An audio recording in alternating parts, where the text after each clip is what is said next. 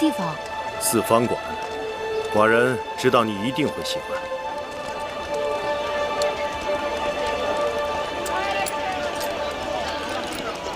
天地万物无理天下，天下事宜，天下熙熙，皆为德才；天下攘攘，皆为利。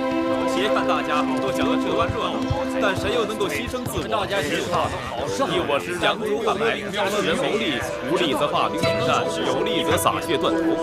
儒家也说过，有恒禅者有恒心；法家也说过，人性遂利。所以，无论是儒家还是法家，都应当从我派之言。胡说！人性本无，世间如染缸，入仓则仓，入黄则黄。治国之道，犹不可听乱也。人之于禽兽者，乃人能互助互援，可听出什么来？减少不平，争取公平而已。各家说各家的理，却都未必能够压倒别人。百家争鸣已数百年，谁能说服谁，谁又能够压倒谁呢？其间相生和相克，为什么还要争呢？五行即为五德，万物与五行对应，各具其德。天道运行，人事变迁，王朝更替，更是五德转移之结果。你们都说得好听，却空言无补。如今诸子百家当中，真正能有所作为的是我们兵家。兵者，国之大事。小丫头，你刚才问我什么？得知众寡强弱。我说，既然如此，为什么还要争呢？克敌制胜。争是为了发出声音来，各种声音意味着推陈出新和长进。原来这世间只有周礼一种声音，四方陈迹。我大秦在俗人眼中，也不过是为木马的边鄙野人。周天子的威望倒塌，才有了列国和我大秦的崛起，有了各方人才的投奔，有了这四方馆中百家争鸣，激荡文字，人才辈出。可臣妾昨日在大王的成名殿里翻阅商君书，商君斥其他学说为贼，大秦用的可是商君之法。在我看，任何一种学说都在尽力排斥他人，但总有聪明的学人在不断吸取他家之长，丰富自己。而君王则一家为主，数家为辅，内佐王政，外扩疆域。修恶之心，义之端也。这真是一个好主意。每逢初一15，这里都会有大争辩。既然你这么喜欢，寡人准你初一15凭令符过来。不过必须要男装打扮，还可以让臣妾下注。你们多知道民间疾苦，掌握耕战之实际本领。啊，公子，王公子，哎，你就在此等我片刻，我去就回。雍大人尽管去吧。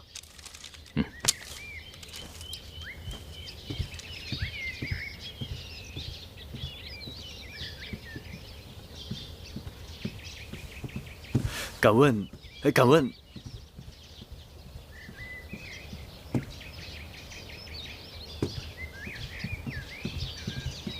敢问，在下初进秦宫，想向你打听一人。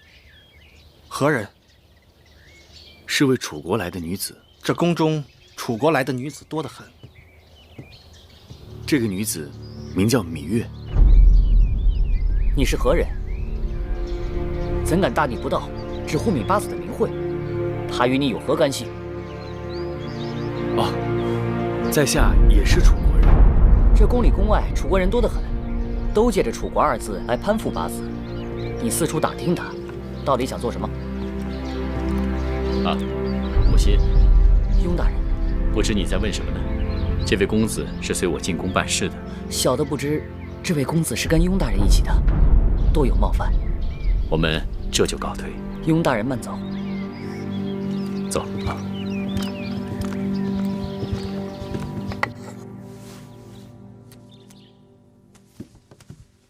王后，楚国那边刚送来的书信。王兄和母后好久没来书信了。是啊。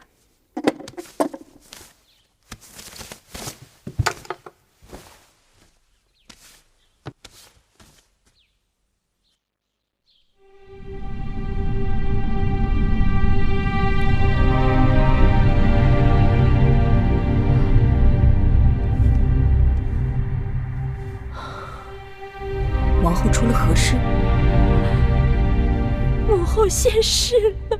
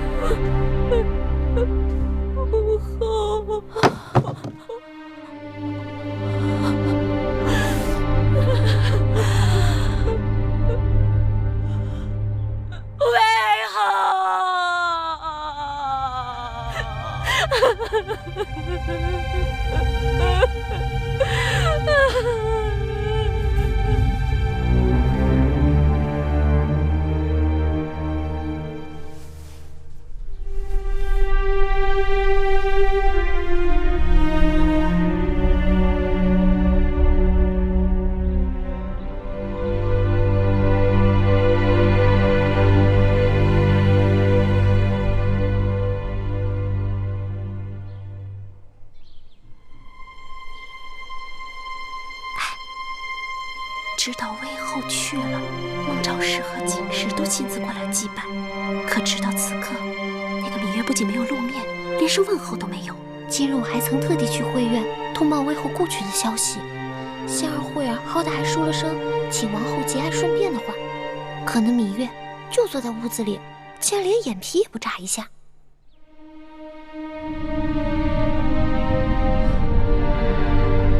姑姑，你说在我出嫁前，母后日日守着这些陪嫁裙的，看了不下数十遍。魏后字字斟酌，唯恐一点疏忽，让王后在秦宫用度不足，衣食不便。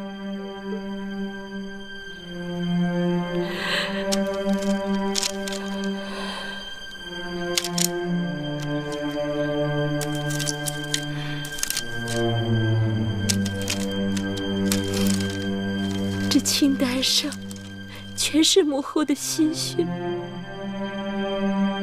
可我却从未认真看过。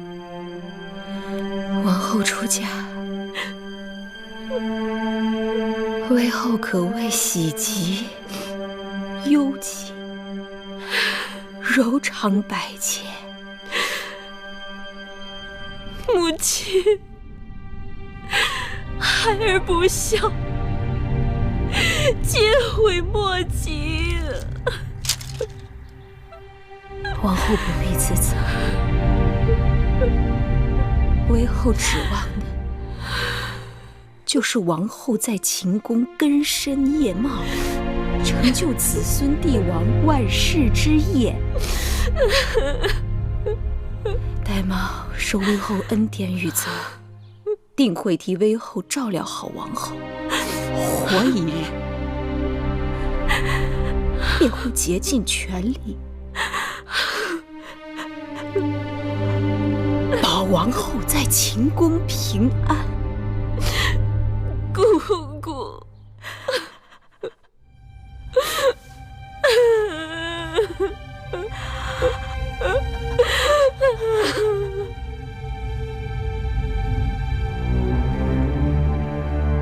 他死了，他居然死了。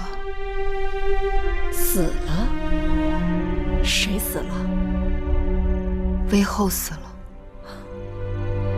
楚国来信通报，说他因病而亡。王后不思茶水饭食，因此事哀痛欲绝，不能自已。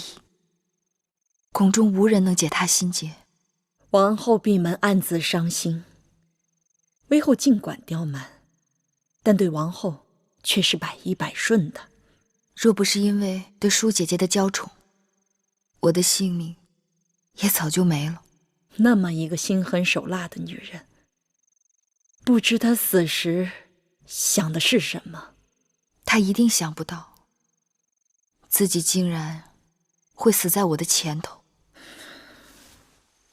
月儿，你很少跟我提起她，你还一直记恨着她？他害死了我娘亲，逼死了举娘娘，又几次差点要了我的性命。我的一切都是拜他所赐，还用得着特意去记恨他吗？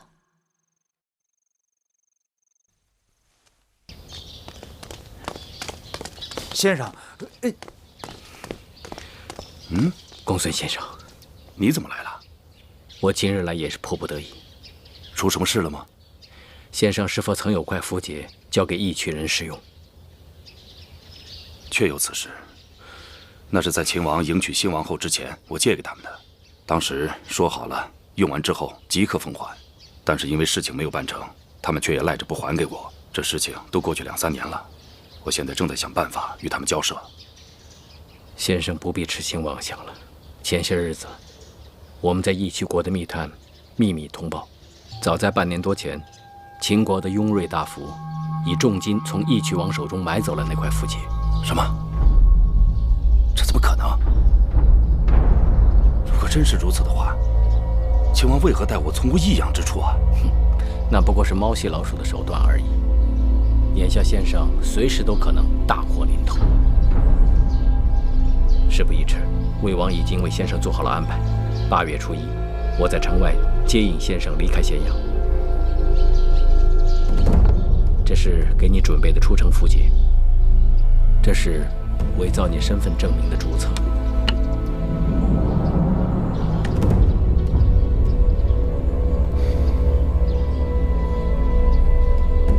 我与秦王毕竟君臣一场，如今见解相异，各奔东西。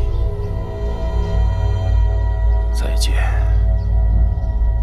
恐怕就是在战场上了。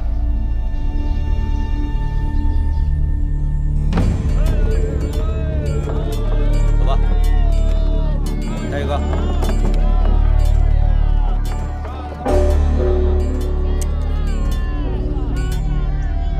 来人，拿下！为何抓我？为何抓我？听说我是个魏国的奸细，说抓人就抓人，有证据吗？这年头抓人要什么证据啊？后边的人愣着干嘛？抓紧时间！下一个。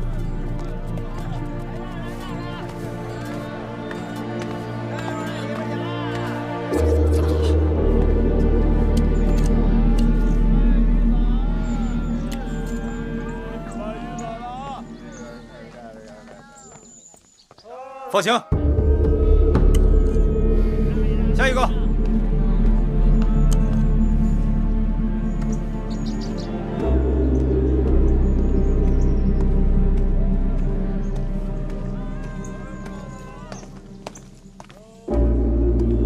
公孙先生，请上车吧。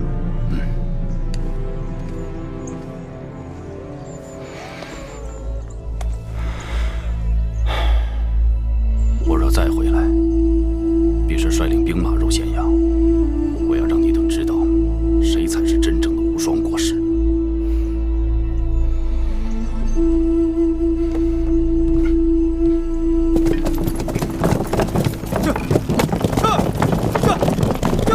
大梁走起来！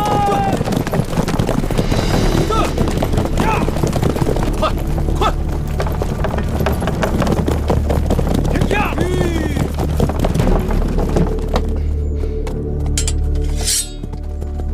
车内可是公孙衍。公孙衍，请下车吧。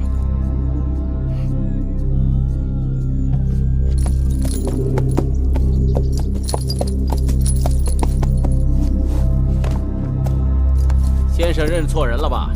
车上只有区2个商贾，并没有什么公孙衍呐。昨日朝堂共事一军，今日相见，公孙衍为何缩头缩尾，不敢相认啊？下来吧。罢了。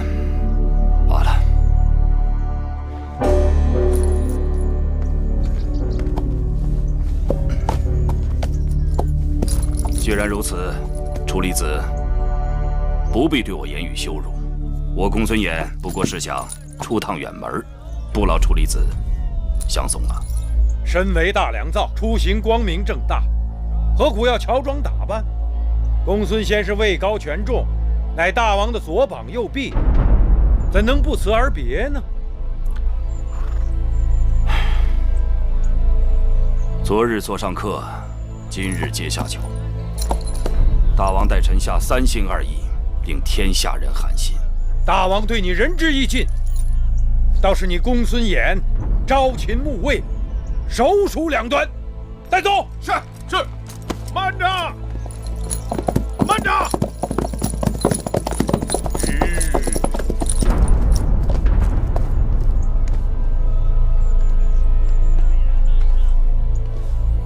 大王口谕：公孙先生曾为秦国社稷立下汗马功劳，听闻即将远行，特赐千金以壮行色。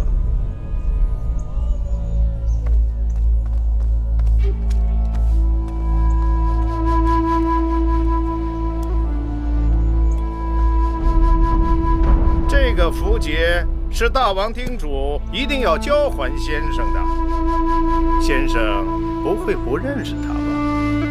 这是你3年前给义渠王使用的，大王重金赎回。这次先生要去魏国，这一路关爱重重，有了它，可为先生免去许多周折。接着吧。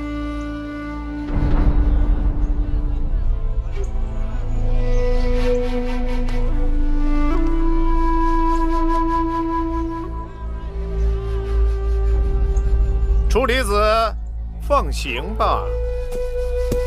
放行。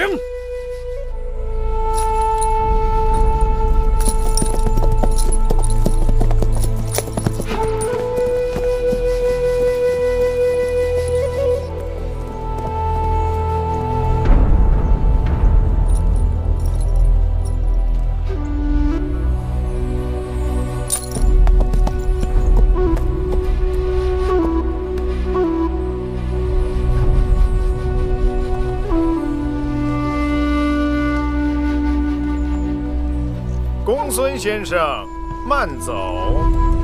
这。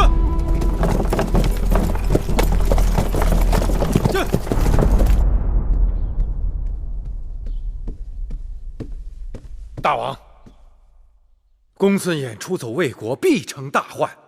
王兄不仅不派人追捕，反而千金送他上路，这岂不是为虎添翼？寡人曾与他君臣一心，肝胆相照，共度艰难。如今他弃我而去，也许有他的不得已。若抓他回来，判罪获刑，寡人于心不忍。另外，会让天下尤氏谋臣猜忌我秦国和寡人不识人才，缺少胸怀。寡人权衡利弊，才派幕监前去传旨。既然公孙衍已不能为大秦所用，何不借他的离去，收服天下人心？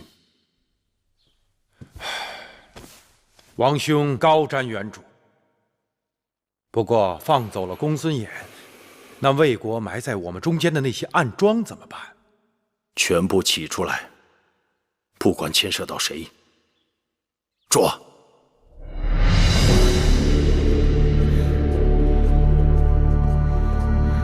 姐姐，你出去吧。是。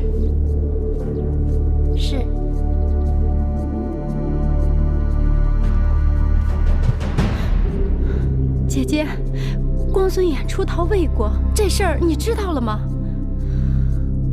我也为此事而着急呢。听说城中只要与魏国有来往的人，均被查捕，风声是越来越紧了。大王赐给你的那个铜符节，你还带在身上吗？啊，在这儿呢。收好了，这可是能保命的。姐姐，你什么意思呀？我过去跟公孙衍都有交往，而你只是一个深宫妇人，既不知军国大事，也素来和我来往不多。从今以后，你就不要再到我这里来。姐姐，如今公孙衍已经出逃了，这铜符节再也寻不回来了。我这次只有坐以待毙了。姐姐，那同福节你也不可能日日藏在箱子里呀。再说，与魏国来往的人也不仅仅是你，那若是别人在半道给弄丢了，也不是咱们的过失呀。是福不是祸，是祸躲不过。这同福节的事，必定要有一人顶包。妹妹，姐姐叫你来，是有事要托付给你。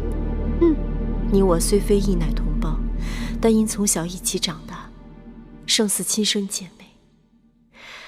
在宫里，除了你，姐姐唯一的亲人就是华儿。姐姐若是被大王治罪，华儿必受连累。姐姐是想，华儿在宫中无依无靠，我只能把她托付给你了。你独子尚有，华儿又一向与你亲近。姐姐，你别再说了，容我们再想想法子，结果不一定有那么糟糕呢。啊，把事情都想清楚了，就没那么糟糕。来，妹妹，让姐姐看看你。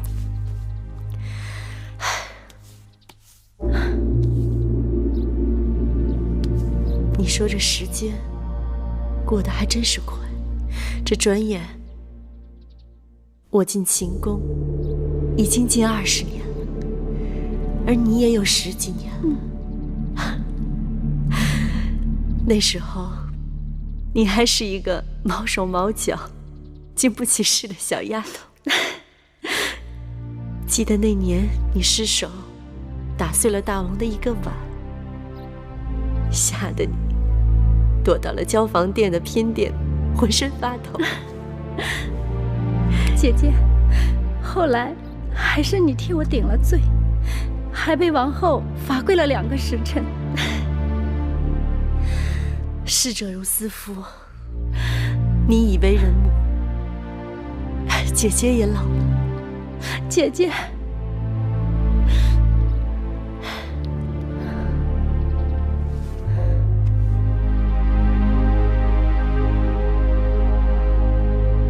姐姐，记得进宫那日，你头上戴了一个碧玉簪，众人都夸俊俏，连大王都忍不住多瞅了几眼。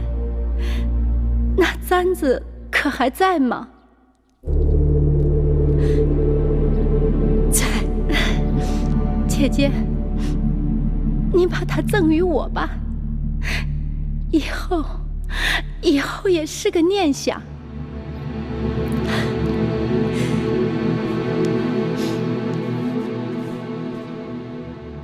你等着，姐姐去给你拿。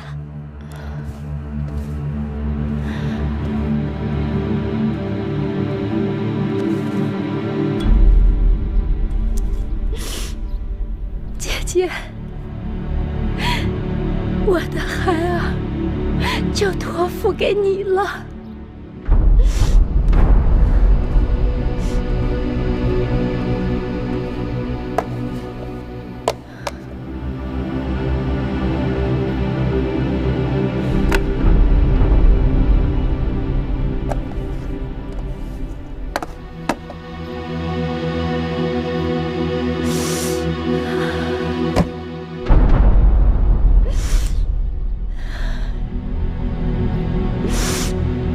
姐，你多保重。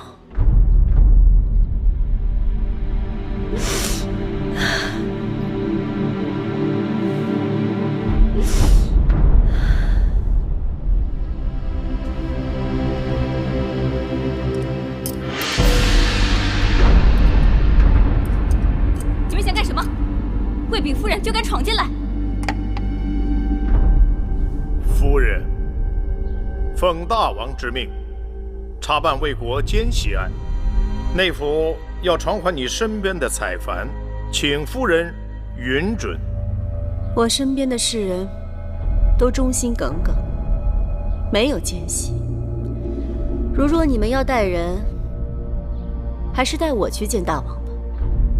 夫人在时不可离开，还要协助老奴找一些东西。找什么东西啊？铜符节。那东西我一时想不起来放在哪里了。既然夫人想不起放在哪里，那我们可以帮你找。是。你们想干什么？若是真找不到，恐怕夫人就更不好交代了。哦，忘了告诉夫人，魏长史已经前往内府问审了。我妹妹什么都没做，你们太放肆了。大王吩咐，公子华身边的所有太傅和侍从均已换人。采凡，你还站着干什么？走吧。夫人保重，奴婢先去了。不光是采凡，所有从魏国来的侍女侍从都要到内府过一遍，带走。是。夫人保重。大姐，没有。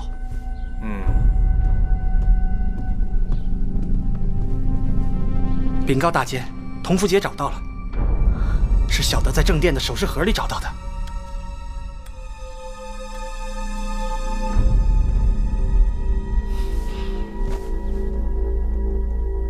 那魏夫人平日多霸道啊！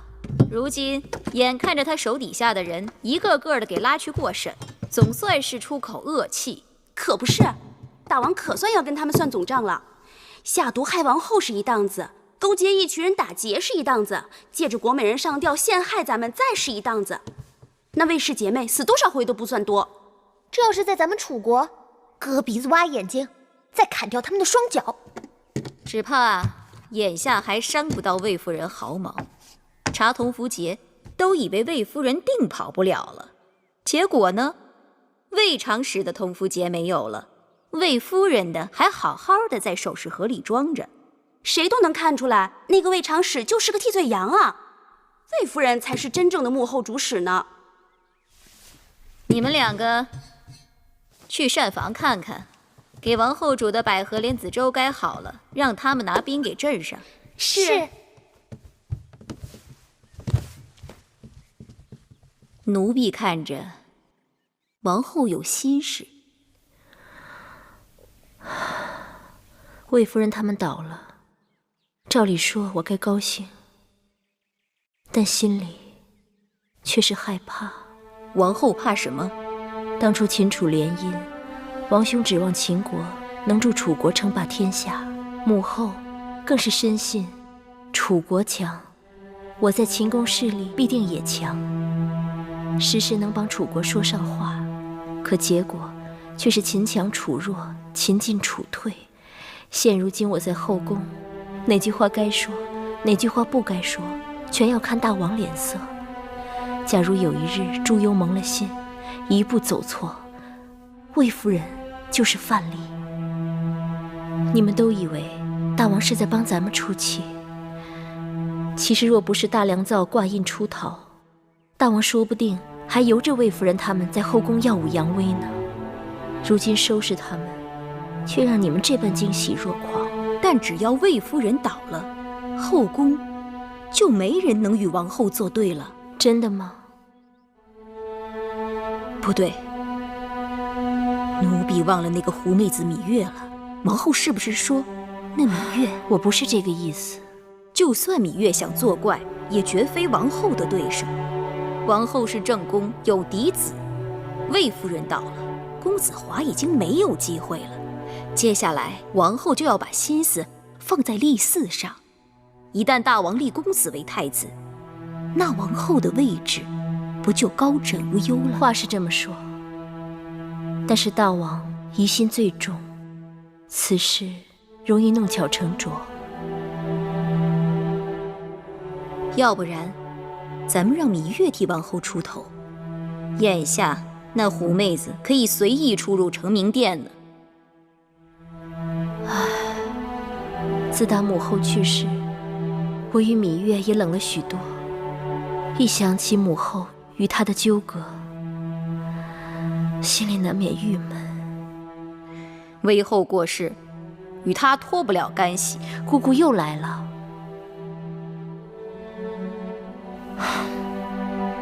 算了，你去传话吧。过几日就是8月15，让芈月他们到教坊殿来，顺带着叫景氏和孟昭氏也来。魏夫人倒了，总是幸事，我们姐妹们也该聚聚了。是。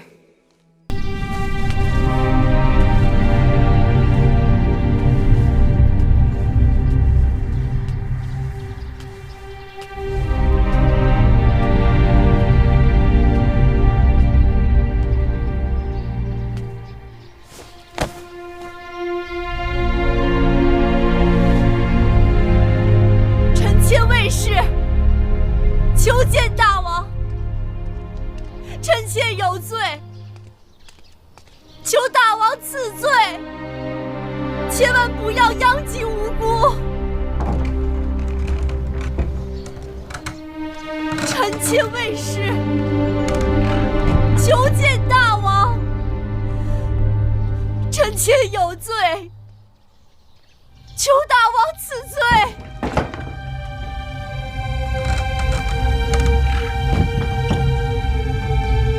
求大王千万不要殃及无辜！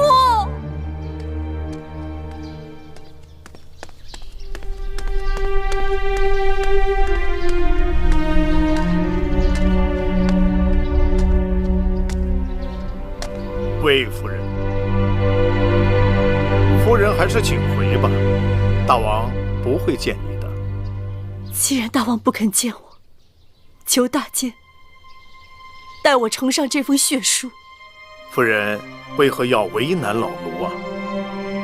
大王从来不把这种割破手指洒点血的东西当作诚意。既然大王不肯见臣妾，又不肯看我的血书，那我只好跪死在这儿了。那请魏夫人自便吧。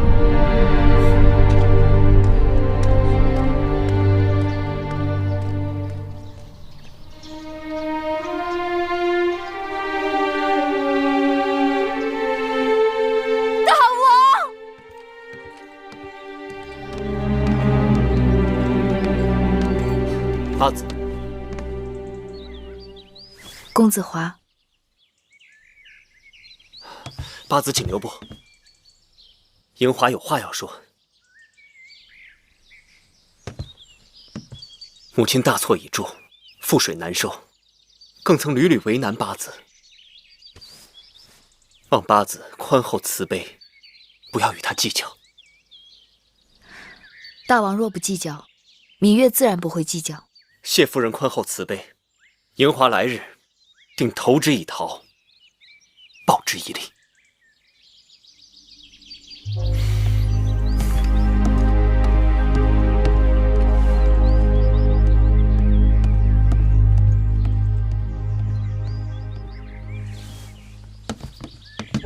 凭这么几句话就想为魏夫人开脱，也太便利了吧？魏夫人与公子华虽然是母子，但真的很不一样，还是应当母是母，子是子。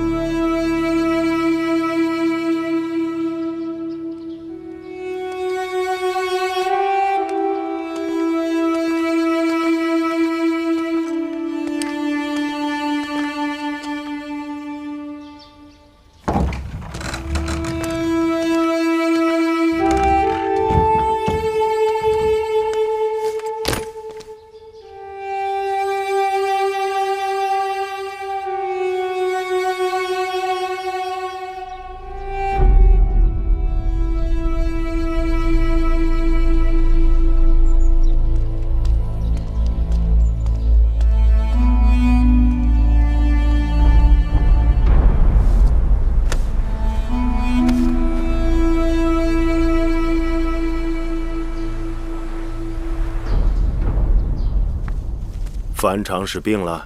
是。樊长史说出当年摔下台阶的事情之后，回去就病了。老奴就这事还审问了魏长史，他把事情都担下来了。他说那日看见王后在责罚国美人，于是伺机作乱，叫旁人绊倒了樊长史，想给大王火上浇油。记得当初老奴想查清此事，但因为永县令警离遮掩，因此一直没有查出个所以然。你曾告诉我，那芈月推测樊长史不是自己跌倒的，可后来见你查不出结果，寡人还想，那丫头虽然聪明，但也有看走眼的时候。谁知竟有这峰回路转呀！樊长史这个人胆子最小，是心病，他知情不报是过。但眼下又帮着寡人查清旧案，是功，算他功过相抵。派个好御医去给他看看吧。是。大王，永县令派人来报，说魏长史刚刚在报室里咬舌自尽了。怎么没将他看住呢？一个人一心要死，是看不住的。出去吧。是。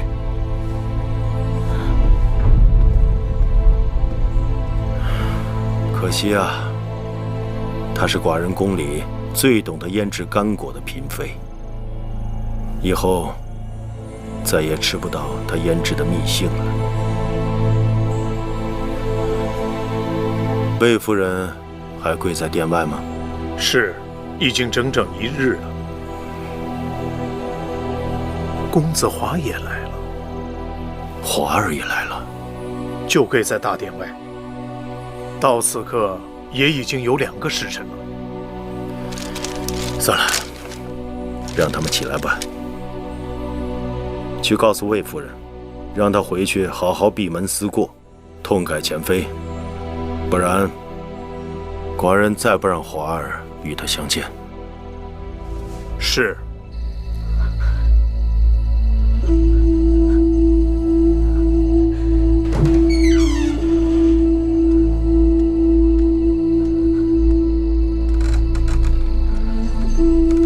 大王有旨，令魏夫人好生回宫，潜心反省，以观后效。母亲，我们回宫吧。父王准我们回宫了。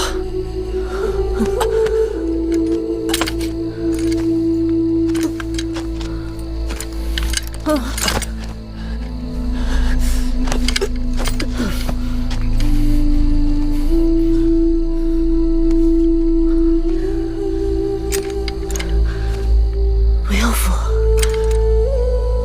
我自己能走。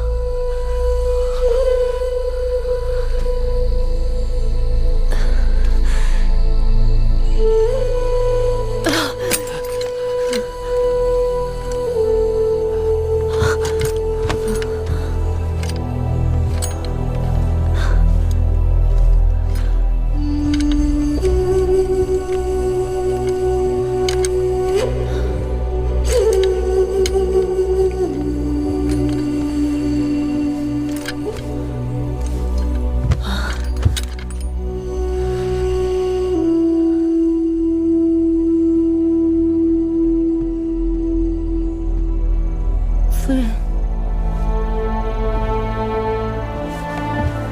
夫人喝口水吧。你是谁？奴婢是曾服侍魏长史的彩嫔。我没见过你。我只是他身边的粗使丫头。你到我这儿来干嘛呀？魏长史在内府咬舌自尽，永相令让奴婢来披香殿服侍魏夫人。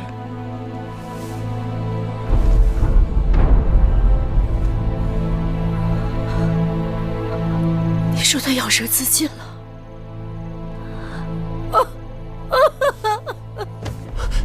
母亲，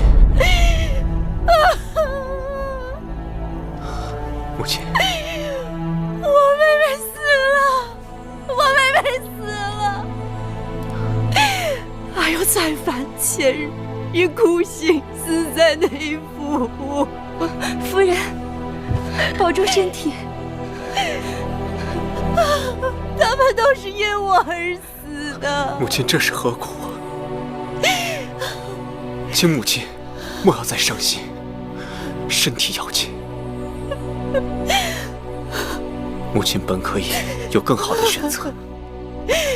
花儿，是母亲无能，让你也跟着受委屈了。正因为母亲行事荒唐，才落得眼下这个地步。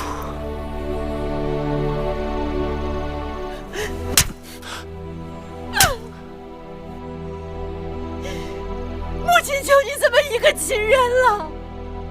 孩儿只要母亲平安，怀儿便无怨无悔。请母亲切不可再以身试险。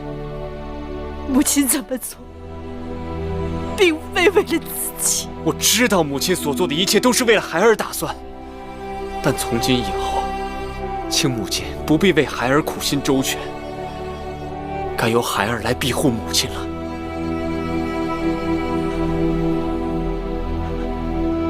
你庇护母亲？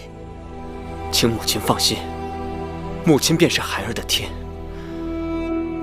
孩儿会把母亲的一切看得比自己的性命还重。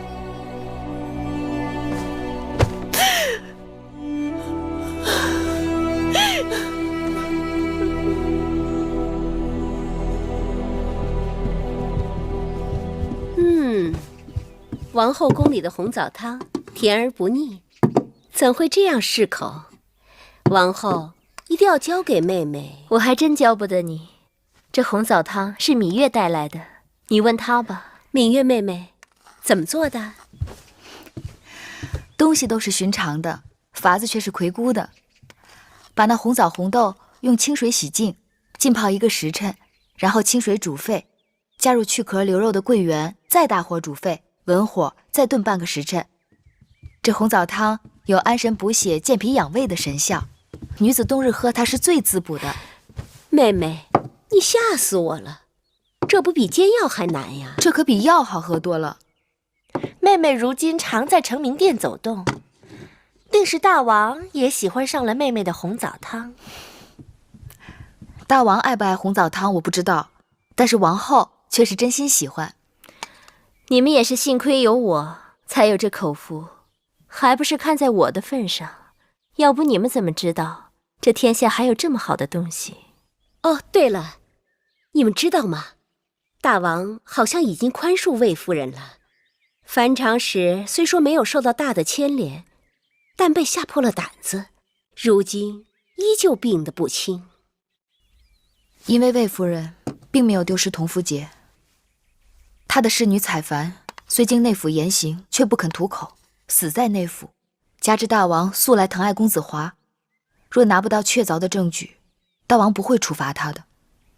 但他在宫中再想害人，却是不能了。我听说魏夫人已经向大王提出要抚养魏长史的儿子公子壮，他现在大约只能打大王骨肉的主意了。不行，绝不能让魏夫人领养魏长史的孩儿，不然这3、5年后，宫里又多了个与我们心意不通之人。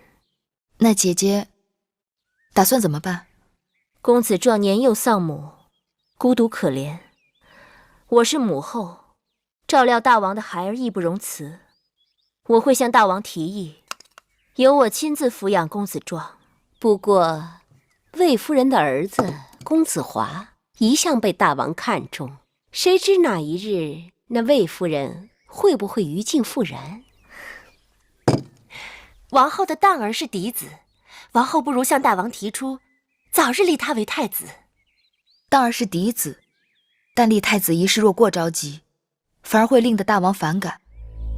依我看，最好等当儿长到3、5岁，性情初定，再找个机会和大王提更好。难道芈八子的意思是眼下公子当还看不出有当太子的资质？不然为何要等？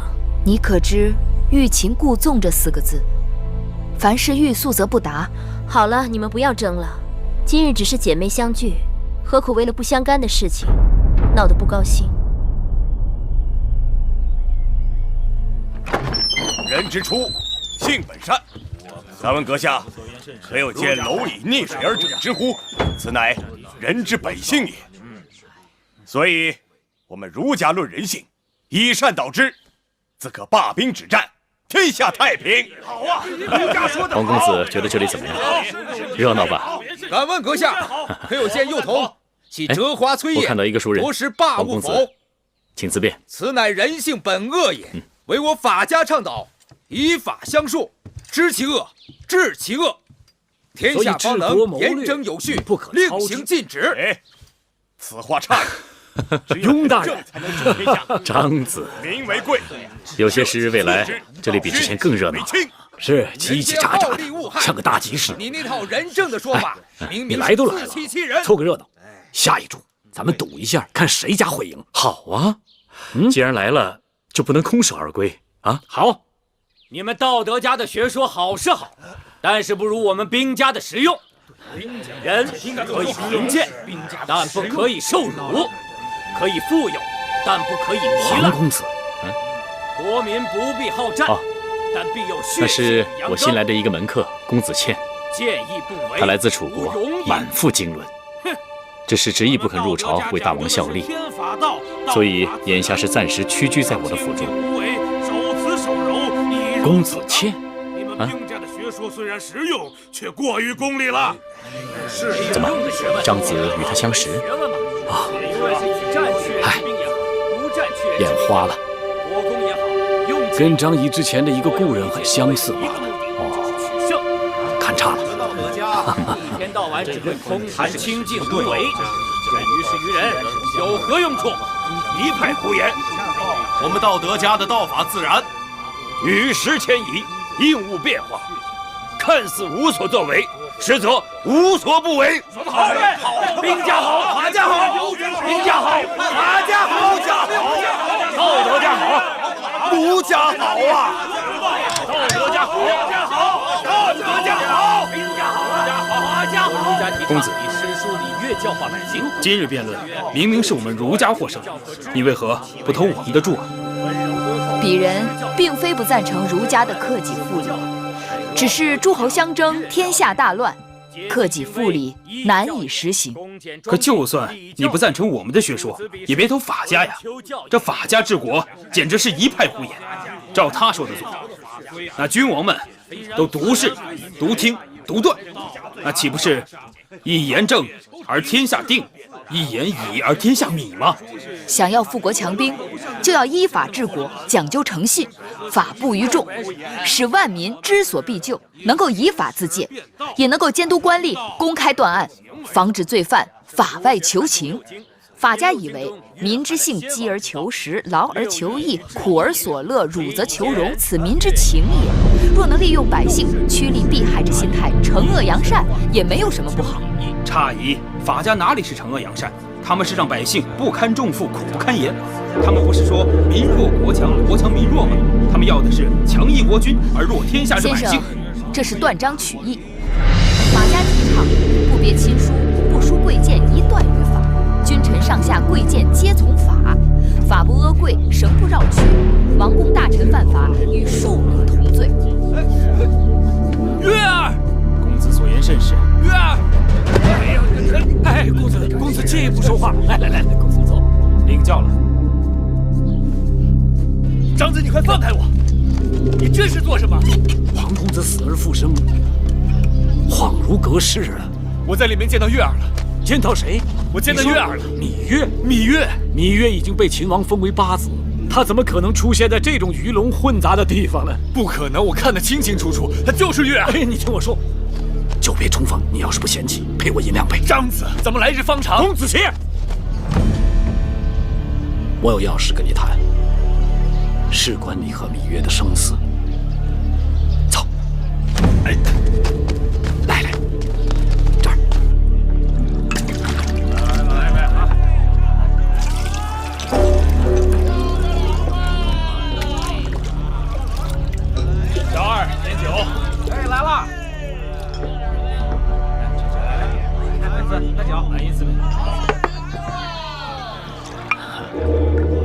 公子，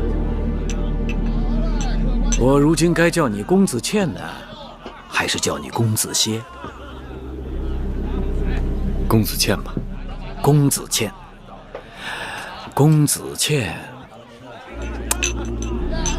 不好听啊，总是欠着别人的，做人多辛苦啊。那就随长子怎么叫吧。好，公子歇，哈哈哈，公子歇，大难未死，非常人之幸也。为什么把名字改了？长子心知肚明，就不要跟我兜圈子了。你也不要再跟我兜圈子了。老朋友到咸阳绝非一日两日了吧？如今的秦宫之中，已经没有当初受人欺凌的楚国公主了，只有深受秦王宠爱的芈八子。时过境迁，物是人非，你黄歇还想做什么？我不相信月儿是个贪恋富贵之人。芈月变成芈八子，定有她的不得已。你说的对。他曾经想离开秦国到齐国去，据说是你们的约定，后来留下来，也是为了要给你报仇。无论做什么，他都豁出性命，飞蛾扑灯，只为了追押而亡的黄歇。如今，秦王做主，劫持王后车队的主使，死的死，跑的跑，罚的罚，尘埃落定。你突然死而复生回来，你让他如何面对？让众人情何以堪呢？张子，这是我和月儿之间的事情，与他人无关。与他人无关，你为何要更名改姓，藏匿在雍大人府里面？你也算一代才子，竟说出如此荤话。你也知道，秦楚联姻之后，大秦的前朝后宫里风波不断。芈月几次死里逃生，好不容易熬过来，如今有王后做靠山，加上秦王的爱惜，受封八子。你要他怎样？我不要他怎样，我只要见他。见了又如何？见了就知道究竟。知道究竟又如何？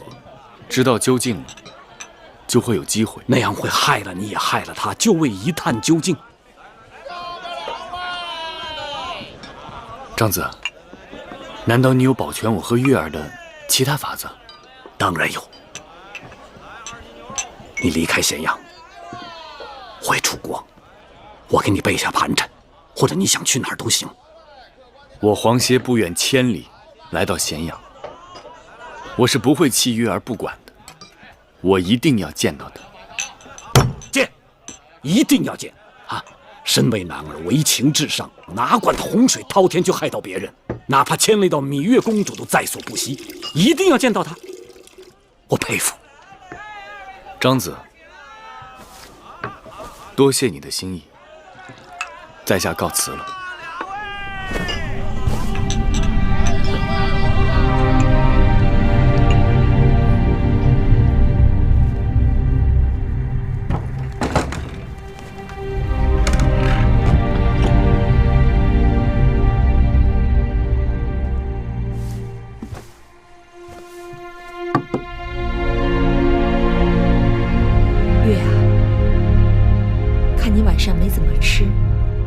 有心事？记得当初，我曾发誓，只要找到杀害子歇的凶手，给子歇报了仇，我便离开秦宫。眼下也算报了仇了。此一时彼一时，如今大王这么看重你，你又何苦还说这些没由头的烦恼自己？或许是我当初说的那些话，子歇在天之灵都听到了。怎么会呢？姑姑，若是我说的那些话，子歇都听到了，又见我改了初衷，他会怪我吗？今日你从外面回来，就一直神不守舍的，究竟怎么了？今日在四方馆，我听到有人叫我月儿，那声音好像是子歇。你定是听岔了。皇公子已经过世好几年了。是呀，可那声音，我听得真真切切的。那是因为你心里一直没有放下他，思则气结，久思伤脾，情志不舒，扰乱神明。其实只有你过得好，皇公子在那边才能放心啊。既然你惦记他，等开春了，我陪你去他的墓地看看他吧。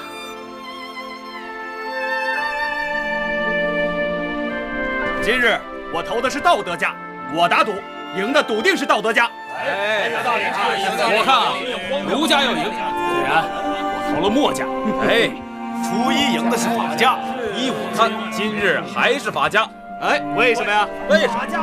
秦国眼下推崇的是商君之法，识时务者为俊杰呀。哎，大家都不要猜了，今日各辩家口才出众，言辞犀利，各家著述相当。依我看，这输赢就只能凭运气了。未必，我看未必。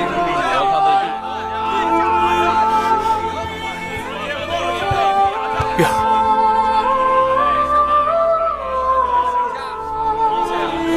在下莽撞，认错人了，抱歉。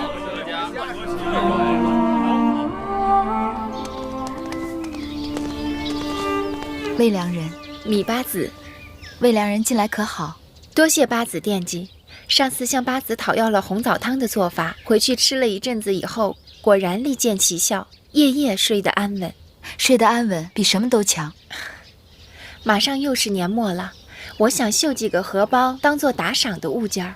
宫里针线除了樊长史，就是芈月的好。樊长史整日病病殃殃的，也不便打扰，不知芈月是否有空闲，我好上门讨教。魏良人客气了，若是需要，随时到会院来找我便是。多谢八子。魏夫人在前面等着你，你若不想见她，可以叫侍女回了她。该见的总是要见的，我还是去见见她。芈月先告辞了。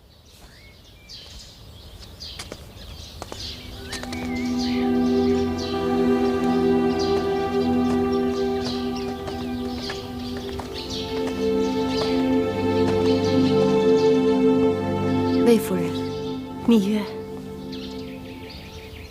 这么冷的天，魏夫人一直站在这里，何苦要自己与自己过不去？天寒地冻，并不打紧。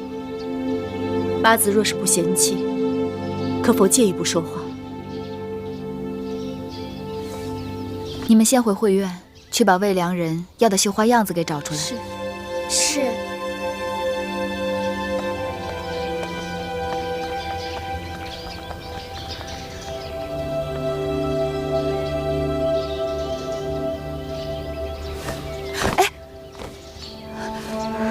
魏夫人，不要搞错了位分，怎么给我一个八子行此大礼？魏延苟延残喘，望八子能给我一条活路。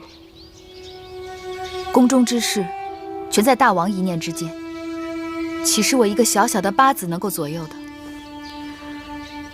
八子虽是宫中新人，却有挪移乾坤的本领。我魏延虽得罪过人，但能恨死我的，你该是第一人。我当然恨你。倘若你是我，必定一样。告辞。如果我说一群人伏击王后车队的事与我无干，你可相信？我信。你信？我曾经以为是你，我恨你入骨，我甚至为了报仇才贸然进宫。你下毒、挑拨、诬陷，设计害我骨肉兄弟，你所作所为毒辣阴损，却没有拖出一个后宫妇人的心计手段。收买义渠，动用大军，置整个宋驾车队于死地，破坏秦楚联姻，挑起征战。你没有这个能力和气魄，你要的是后宫的地位，儿子的太子之位。若秦国陷于内乱，四分五裂，对你来讲也是一损俱损。你只看得到眼前，却不擅长舍近求远，所以收买义渠人，该是他人的谋略，而你只是魏国棋盘上一颗小小棋子。每一个出嫁女，不都是母国的一颗棋子吗？那要看自己是否愿意了。无论怎么说，魏国的这盘棋是输了。魏长史他们用自己的性命替你还了债，大王看在公子华的份上，保全了你该有的，其余的你不该奢望。反过头想想，眼下的这一切，何曾不是因为你自己贪欲过多而受到的报应呢？这么说，你仍然不肯放过我？从未有意为难过你，从何谈起放不放过？对不起，魏夫人，就此别过。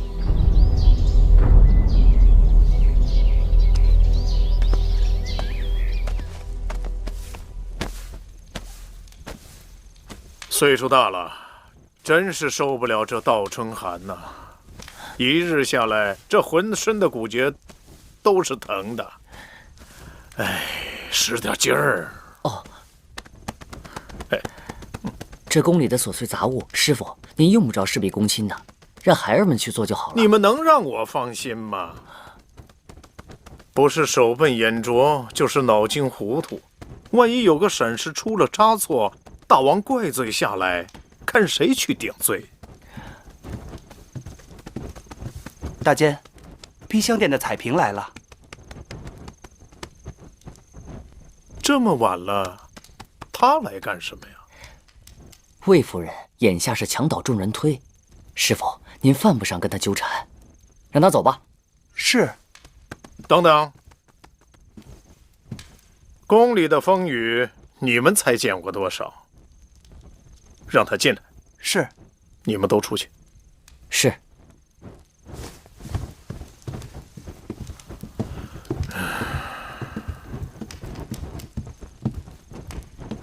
大监，什么事儿啊？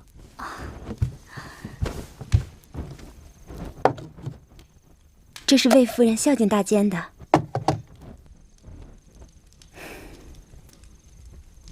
无功不受禄，这是干什么呀？魏夫人说，受大监关照多年，这颗明珠只是略表心意。回去告诉你们夫人，夫人和我都是大王的人，侍奉大王，让大王高兴，这是我们的本分。既然我们都是大王的人，这互相照应也是应该的。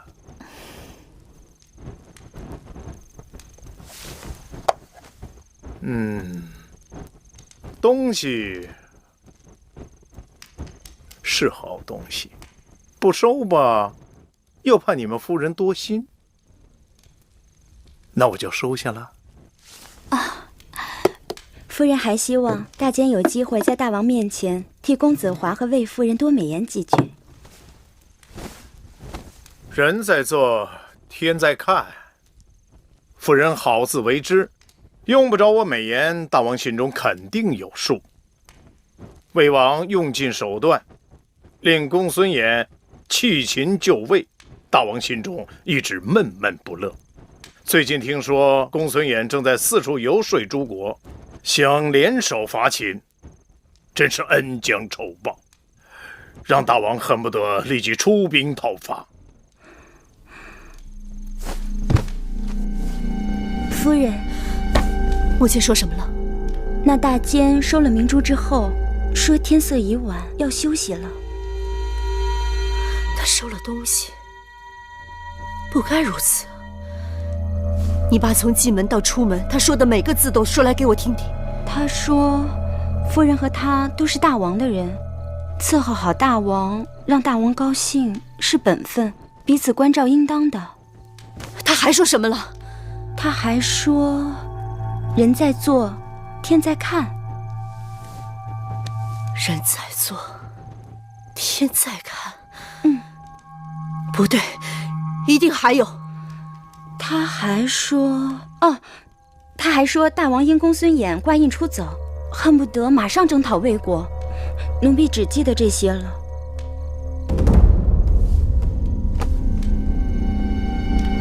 夫人，大监事说，大王有意攻打魏国。那话大约就是这样。你下去吧。是。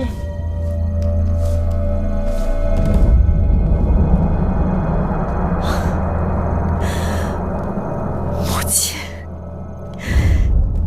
你这个眼神。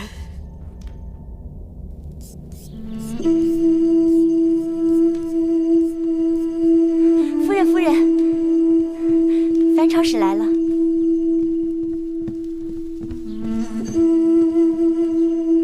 见过魏夫人。樊长使许久不见，别来无恙啊。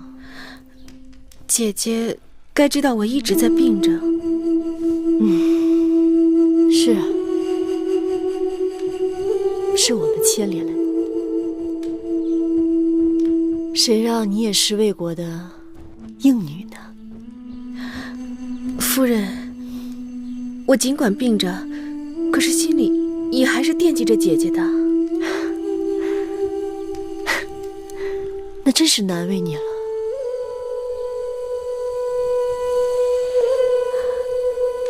姐姐这是在做什么呢？又是笔又是墨的。我在给大王上奏折。上奏折？可是大王连你的写书都不看，他怎么会？这封奏折，大王会看的。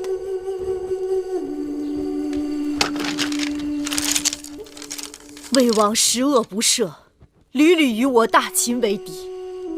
臣妾恳请大王即刻出兵，征讨魏国。你看，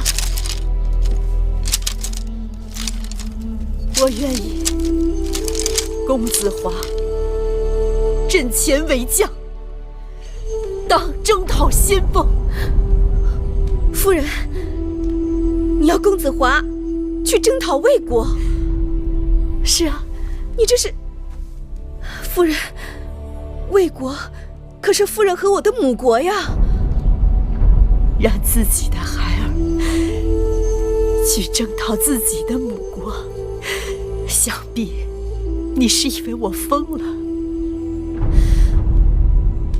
但这是大王愿意看到的我的诚意。真正的血书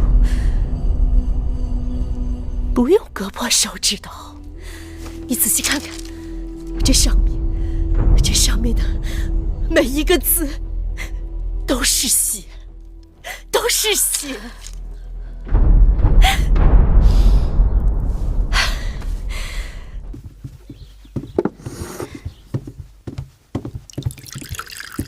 王后，昨日双星半月，宫里头说此非吉兆。哦，有此事。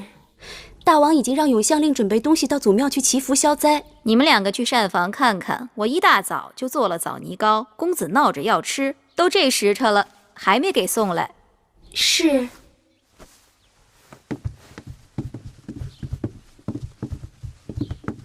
王后在想什么？双星半月，金木争辉。我记得那公子华是金命，可我的当儿是木命。说起来，公子华在诸公子当中最受大王器重。前不久魏夫人主动上奏，恳求大王伐魏，还提议公子华作为先锋。大王虽未即刻首肯，但魏夫人壮士断臂，已让大王动心。秦魏交兵是迟早的事，倘若公子华出师大捷，说不好魏夫人那一头就可能死灰复燃。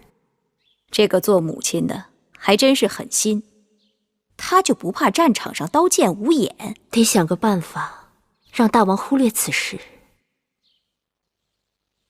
对了，大王的寿辰就快到了，奴婢怎么记得大王好像不怎么过寿辰啊？去年也是这个时候，你跟大王提起要给他办寿宴，大王好像回绝了。那是因为梦莹拒婚，大王在气头上。但今年就大不同了，双星半月是凶兆，该有喜事来冲一冲，哪有不办的道理？那是得好好筹划筹划。大王向来节俭，操办起来可不像我们当年楚宫那样，但排场还是要的。明日你把永相令穆庆招来，他上任半年，人还算伶俐，我会吩咐他把诸事一一打点起来。是。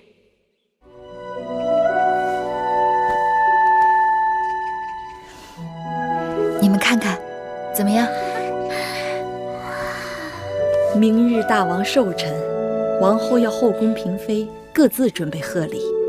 别人都是送金送银的，咱们送的最贴心。虽说是敢做的，要我看也还说得过去了。夫人的针线在宫中也是无人可比，再加上魁姑，谁还能有什么话说？当然有话，那就是好的不能再好了。哇，你们这好热闹啊！大监，拜见八子。大监免礼。啊，给大王祝寿的。是。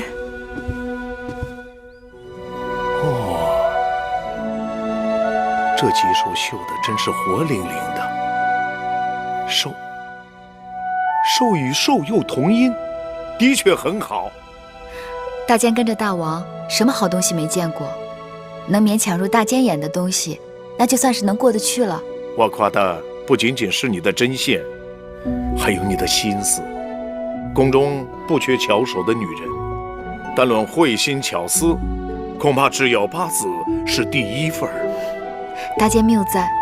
记得八子刚入宫的时候，从头到脚那叫个素净。如今衣裳艳丽，人也俏丽了，这可真是人靠衣裳，马靠鞍呐。大监既拿我取笑。八子，老奴这次前来有一事相求。大监请说。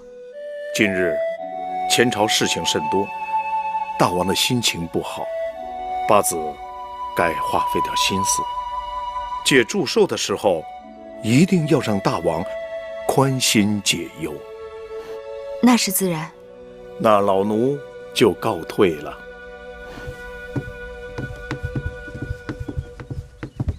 大王看了我的上书，虽然没有多说什么，但总算是点头了。所以，一旦秦国对魏国开战，必会派你上阵。母亲放心，孩儿定不会给父王和母亲丢脸。母亲此举也是无可奈何，华儿的前程都在这军功上了。说起军功，孩儿想起一事。昨日我遇到了王叔公子思，见得我好一顿抱怨，说他尽管是先王之弟，可他的田宅、车马、衣饰，竟比不上朝中一个大夫。而且这样下去，用不到10年，他的子孙便会住无居所，食无所饱，流落街头。秦国凭军功，论贵贱次第，显荣都是靠脑袋挣来的。我是真的不想让你到战场上去冒这个风险，但秦律规定，无战功不可世袭官位。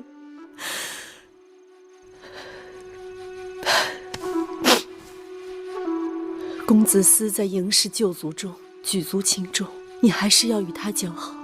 处离子是总拨，你找处离子替他说说吧。今日宫内外不太平，许多旧族因为双星半月的天象，故造凶祸之兆，说月与岁星同光，己有姬王，法古无过，天谴大秦，王侯将相谋不轨。还有人上书要求恢复旧制。先王尊商君而变法，寡人杀商君而尊商法，废了旧世卿世禄制，根据军功大小授爵，让那些旧族们富而无荣华。他们是想借天下要挟寡人。这些年，新法民已殷富，国已富强，但仍有些旧族们心存怨愤，鼓噪之声如夏日蚊蝇，不绝于耳。王兄要对这些视而不见、听而不闻，恐怕很难。为了这新法，已有无数人前赴后继。寡人走的是无法回头之路。大王，该是去交房殿的时辰了，嫔妃们都在那儿等着要给您祝寿呢。此刻寡人哪有这个心情？大王，大家既然想热闹热闹，大王就去凑凑去吧。把这个放在案几上，今日可是大王的寿辰，你们都好好布置，不许偷懒，听见没有？是。准备的怎么样了？王后准备差不多了。王后，众夫人都来了，那魏夫人也来了，还带来了寿礼。我没派人去请她呀。王后，今日是大王的寿辰，那魏夫人又未获罪，得饶人处且饶人。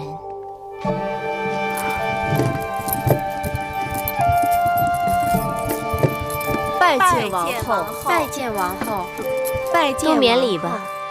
今日是大王的喜庆之日，姐妹们正好聚一聚，用不着拘着。王后，木星刚刚来传话，说大王已经下朝，应该马上就能到了。快布置好，大王要来了。是。这边。看着屋子布置的，王后可没少花心思。永相令新上任，为了讨王后欢心，弄得这后宫人仰马翻的。可我听说，先王后在世的时候，大王不大过生辰的。新王后有新王后的规矩呗。大王到！臣妾见过大王。拜见大王。都起来吧。大王，快入席吧。听说王后为了寡人的生辰，已经忙了好些时日，还不是图个松柏长青、日月长明的吉利。王后辛苦了。算不上辛苦，只求大王欢喜。姐妹们也都准备了贺寿的礼物，臣妾特地叫人训练了一班歌舞女伎，为大王助兴。王后和爱妃们的心意，寡人领了。可不赶巧，今日寡人要去见个故人。这酒宴和歌舞，还是由你们带寡人去享用吧。大王，王后不必懊恼，寡人的生辰年年都有，错过了今年，还有来年。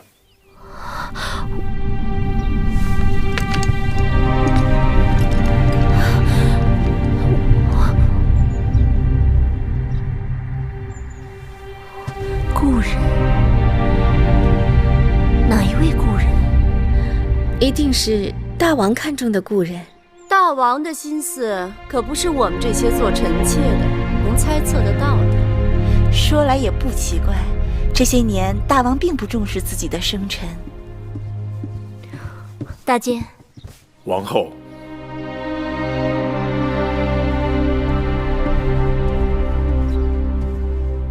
米八子，大王让你跟他一块儿去见故人。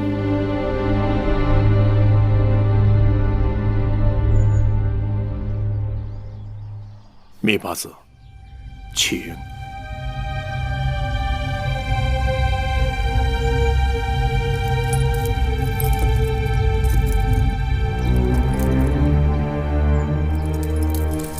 王后恕罪，芈月不得不先过去了。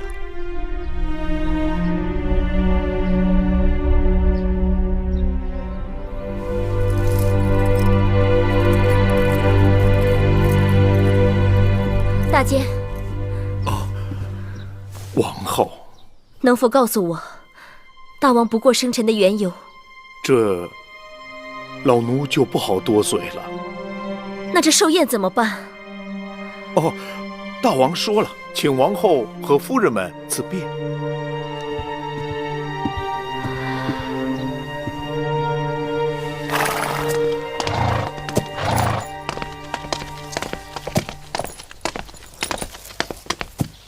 大王，大王，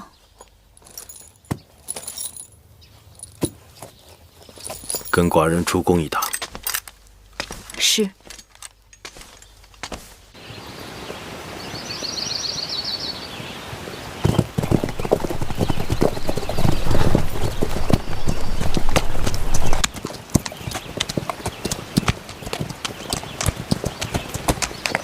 你怎么不说话？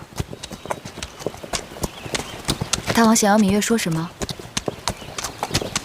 你总该问问，今日到底随寡人要去何处？大王若想告诉我，自然会告诉我。难道你一点没有小女子那种好奇心？芈月不知道大王喜欢小女子，那下次芈月随大王出行，一定喋喋不休。寡人就是喜欢你这个脾气，千万别变。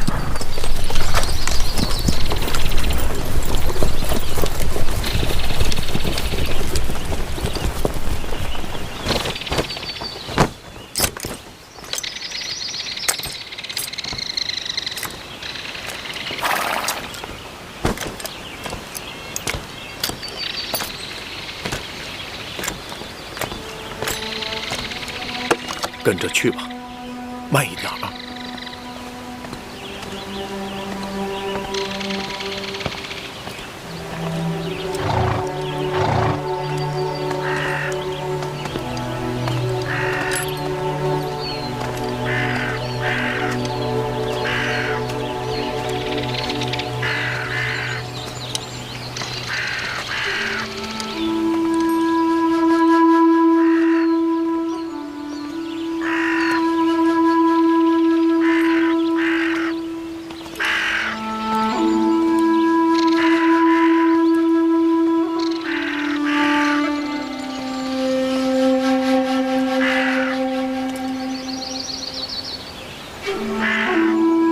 祭品放好。是。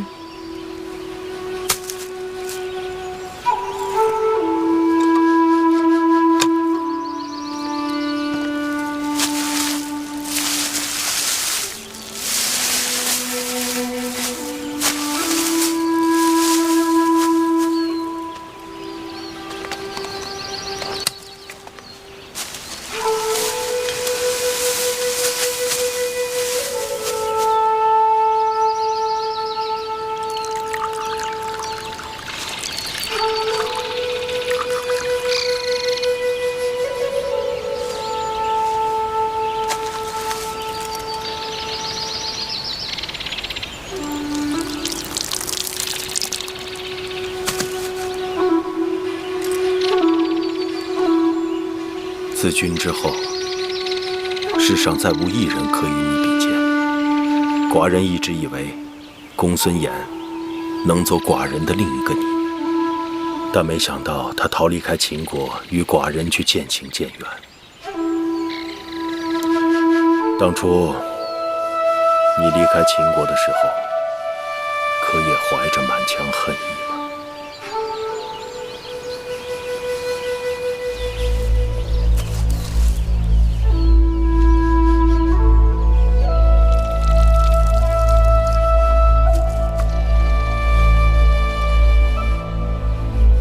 你是寡人终身的仇人，也是寡人终身的恩人。你刻薄少恩，行事极端，功高震主。当年寡人还是太子的时候，不慎犯错，竟连累太傅受了异刑。寡人继位，若不重罚你，这大秦的天下岂不成为你的天下？寡人借你的脑袋立威，制住老氏族内乱，缓解诸国相逼的压力，让寡人有了周转腾挪的天地，你也算死而无憾，该含笑九泉。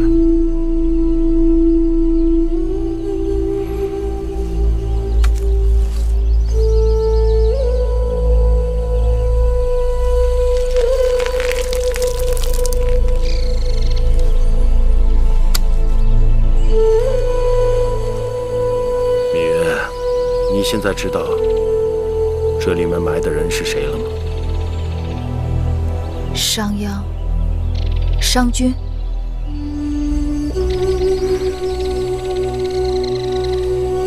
商君之墓为何会在这样一个荒芜之地？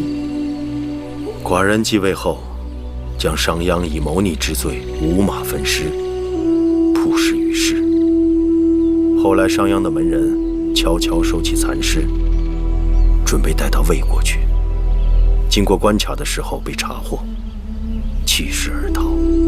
当地守将草草将其尸身埋葬于此处。大王这些年有时素服出宫，原来是来祭奠商君。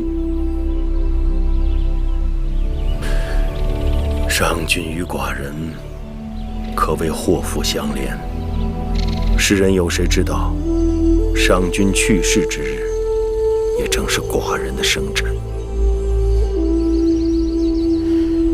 难怪这些年大王很少过生辰。芈月，既然你已知道此事的全部底细，事关重大，切不可向任何人提起。你明白吗？臣妾明白。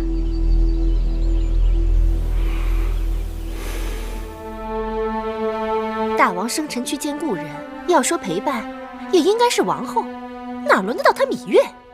王后平日性情好，总是对他包容忍让，怎么样？还是欺负到王后头上来了？你们这些蠢人闭嘴！大王出行要谁陪伴？岂是他一个芈月能左右的？我伤心的是，大王出行，明示于他，却隐瞒于我们。芈月那狐妹子手段，我们又不是没见过。你们只知道以色示人，芈月偏偏用的不是你们想的那种手段。自古后宫，谁不是以色示人？以色示人，色衰爱弛。况且大王并非爱色之人，我对大王真心，大王未必珍惜。大王想要的是懂得他心思的人。莫非芈月有读心术？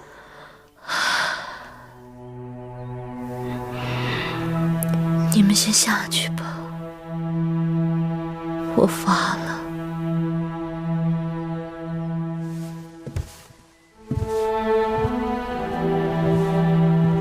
王后一日没吃东西了，这菜都凉了，奴婢去给王后准备晚膳吧。我不饿，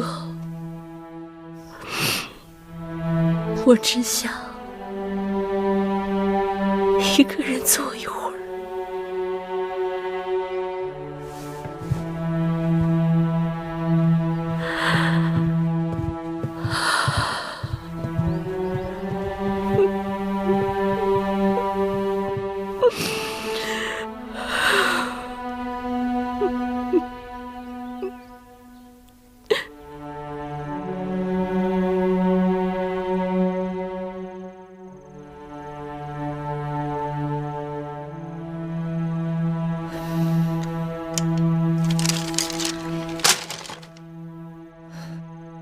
月儿，今日之事，只怕是真的得罪了王后。我也为此担心。好在王后自小仁厚，心术不坏，你们姐妹只要能把话说开了就好了。可有些事情，我又是实在不能与她明说。那就有空多去交房店走动走动，别让那些离间生事的小人见空插蝎子。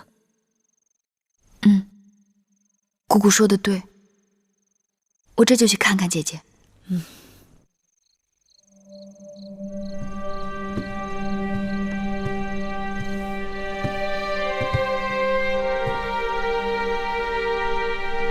姐姐，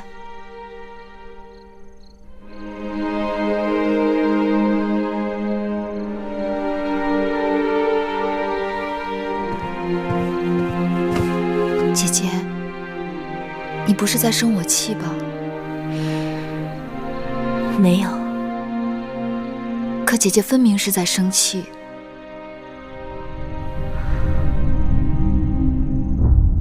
那你就告诉我，你今日与大王去了哪里，见了哪位故人？这就是我特意要来见姐姐的原因。我今日与大王去了哪儿，见了何人，却是一字也不能向外人吐露。外人？你我是姐妹，我从没有一件事情隐瞒过你。姐姐，此事真的无奈，还请姐姐海涵。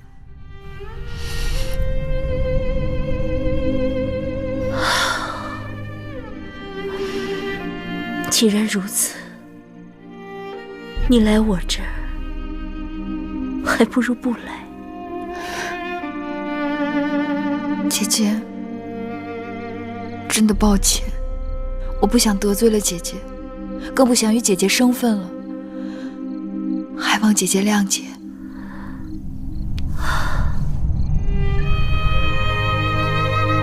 回去吧。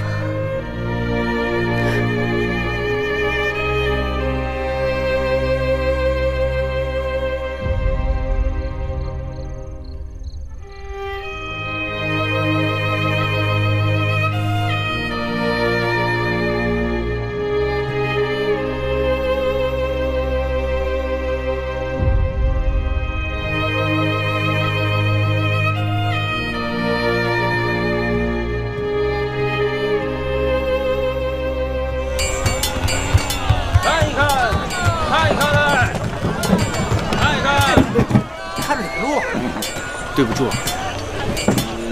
等，我刚刚想起来了，你采买的单子里面要加上川贝母、益母草和连翘，店里头断货几日了，宫里的女医治几日要用的。那个女医治啊，最难打发了。上次店里给她准备了川贝母，她说那是北贝，药性差，材料不好，还说啊，她在楚国的时候只用松贝和青贝，要不是这两种，她不要。那你就给他找松贝嘛，反正是宫里要的东西，又不会差我们的钱。去吧，好吧。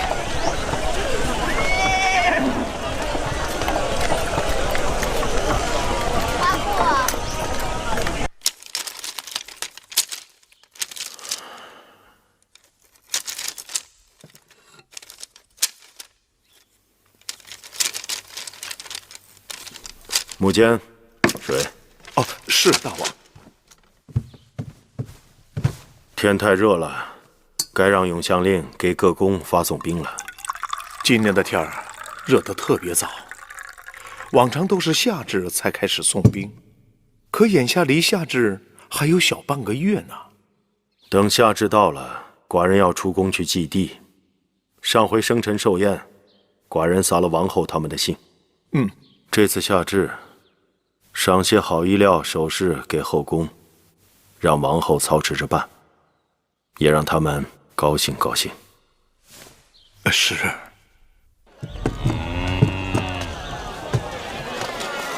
王伯。哟，女医治来了。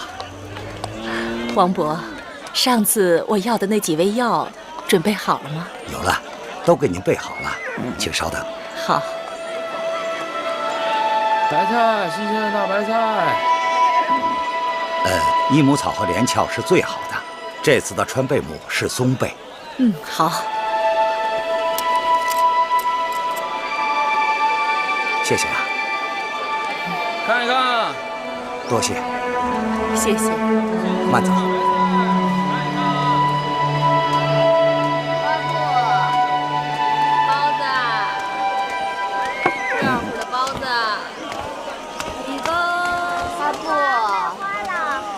姑姑，你，姑姑别来无恙。黄公子，不错，你没死啊？九死一生。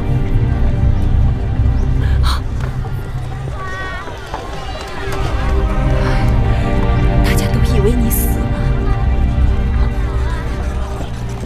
芈月进了宫，被大王封了八子。我知道。那此时你在这咸阳城里做什么？孤魂野鬼，隐姓埋名。想必你一定是受了很多苦。你和芈月真是命途多舛呐。姑姑，你若真的是怜惜我们，就帮我送封书信给月儿吧。我想让她知道，黄歇并没有死。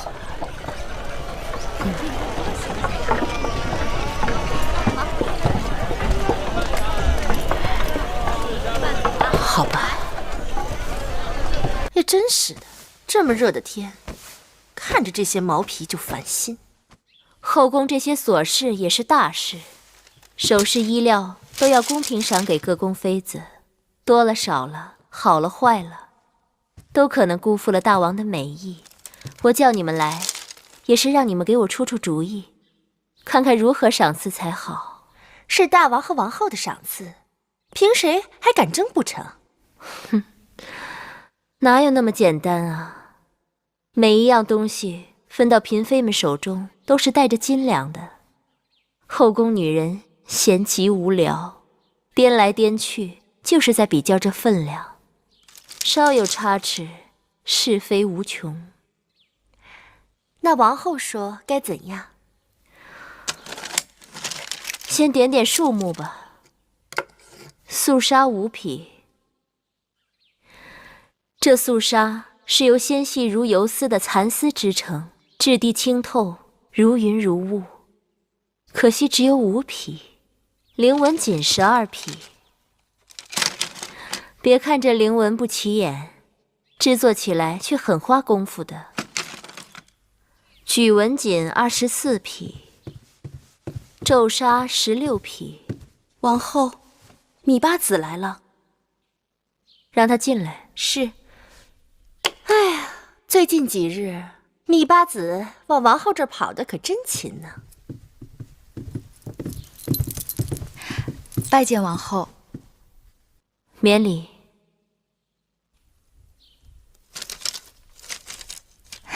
姐姐，这是在忙什么呢？夏至到了，大王赏了些东西给后宫众人。芈月妹妹素来聪明，你来的正好，刚好替王后分忧。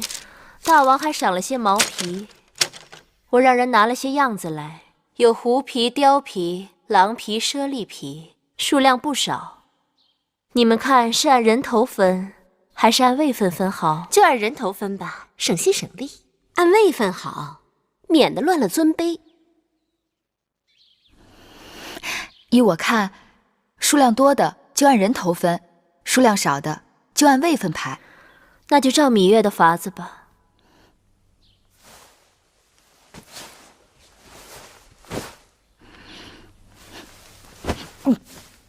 哟，妹妹怎么了？这皮子味好重。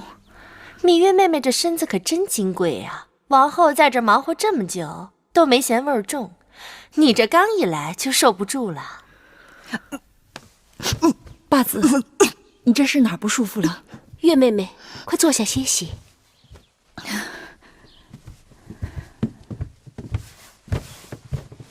这几天热得厉害，别是中暑了，喝口水吧。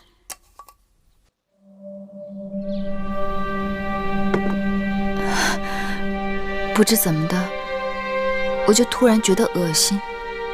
珍珠，去太医院叫太医。是。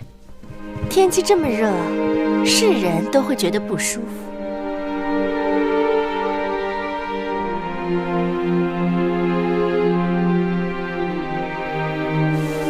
太医，八子有事儿吗？当然有事。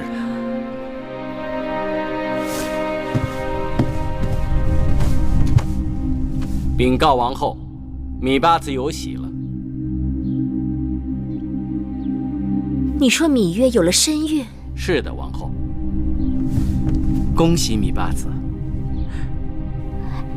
恭喜八子。八子。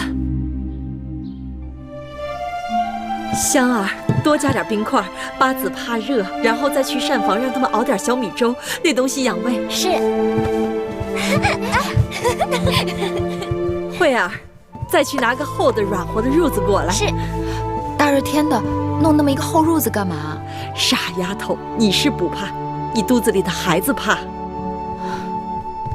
八子，大王来了。别动，别动，坐着别动。有什么地方不舒服吗？怎么了？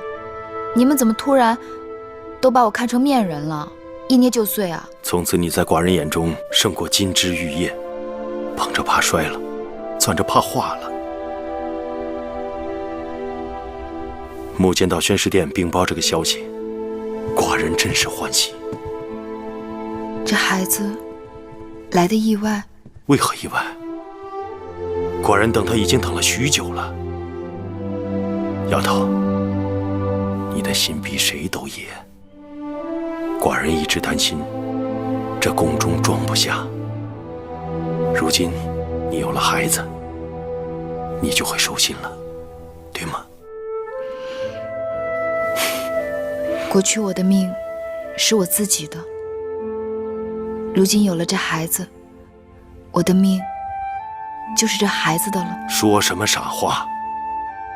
你和孩子的命都是寡人的，给寡人生个男孩，寡人要带着他驰骋四方，征战沙场。臣妾却只愿少司命保佑他一生平安，无争无忧。你们楚人的少司命真的那么灵光吗？臣妾出生时，若非少司命庇佑，早就命丧黄泉了。好。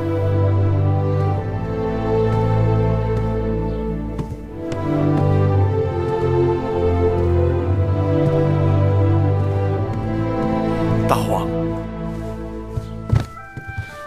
拜见大王。免礼。你八子有了身孕，寡人打算把八子的保胎安胎之事交给你们两人。李密，你主管诊脉下药，医治亲自调理芈月的饮食。你们要细心打理，切不可有任何差池。是。慧儿，你看，哪来的黄雀啊？永香令让我拿来的，说是大王赏的。八子现在有身孕了，不能外出，怕它闷得慌，让两只小鸟陪陪它。把鸟拿来。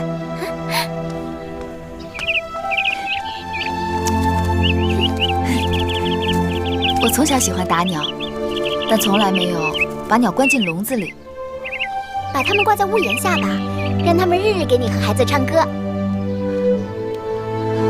关在笼子里，本就是他们不情愿的，鸣叫又怎能动听？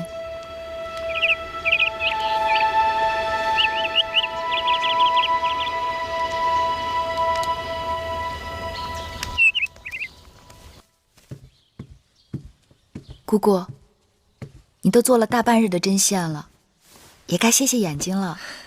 姑姑这一辈子都是给小孩子做衣服，在举姬身边的时候，先是你，后是蓉儿，再后来举姬去了，就是小冉。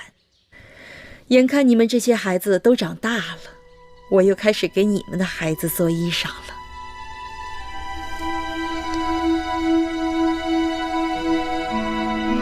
姑姑，我们都是你的孩子。姑姑能给你的孩子做衣裳，心里高兴。月儿也要有自己的骨肉了。要是你娘亲跟举姬能看到，该有多好啊！娘亲和举姬定想不到，我会有一日嫁到这秦宫来。以你小时候的野性子看，无论是嫁到哪个后宫，都是管束不住你的。可如今，我就跟那黄鸟一样，关进笼子，想飞也飞不出去了。这世间就再也没有以往的芈月了。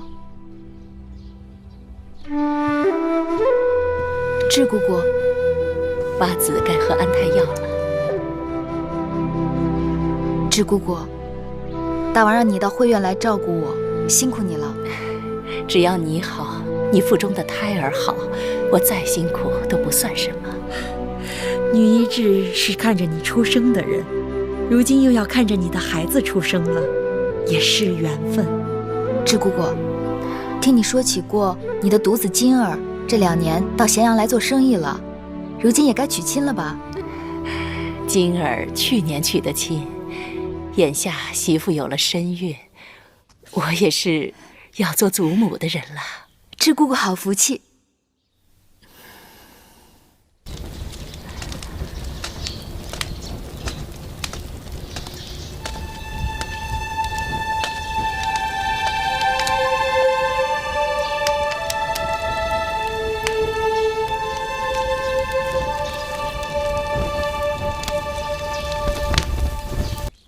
我这里好久没人来了，今日你来看我，真是稀客。我知道你一贯喜好清静，来多了也是不胜叨扰。其实宫中也就你我2人比较清闲，大王又难得到咱们的住处来，你我的公子又都长大了，大王又另赐了住处，你我偶尔聚一聚，两闲并一闲，那也是自得其乐。闲有闲的好处，如今宫中最热闹的就是会院。芈月有了身孕，受大王整日眷顾，别人自然趋之若鹜。可你事事都好了，就会有人眼热，那不好的说不定就来了。妹妹说的有道理。夫人，大王来了。谁？大王。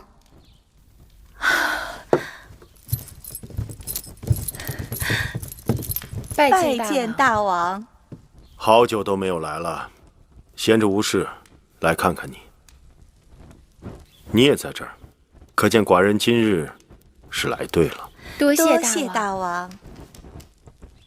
宫中都说长宁殿清雅宁静，可惜太大，太过冷清。大王说的极是，偌大的宫殿只住着我们主仆几个人，自从焕儿搬出去，臣妾也觉得冷清了不少。既然嫌冷清，寡人就安排个人跟你一起住，如何？多谢大王体贴，臣妾正缺个妹妹作伴呢。你看芈月如何？刚才臣妾还和妹妹念叨起芈月，那真是臣妾之幸。芈月住的会院过于荒僻简陋，也安排不开过多的奴婢。如今芈月怀有身孕，寡人想让她换个地方。大王请放心，臣妾好歹也养过孩子，大王尽管把芈月交给臣妾便是。好，那就这么定了。恭送大王。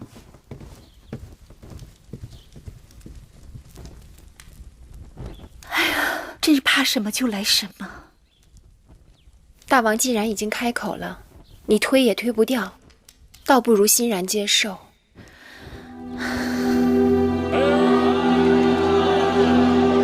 看看啊，新鲜的萝卜。谢谢先生。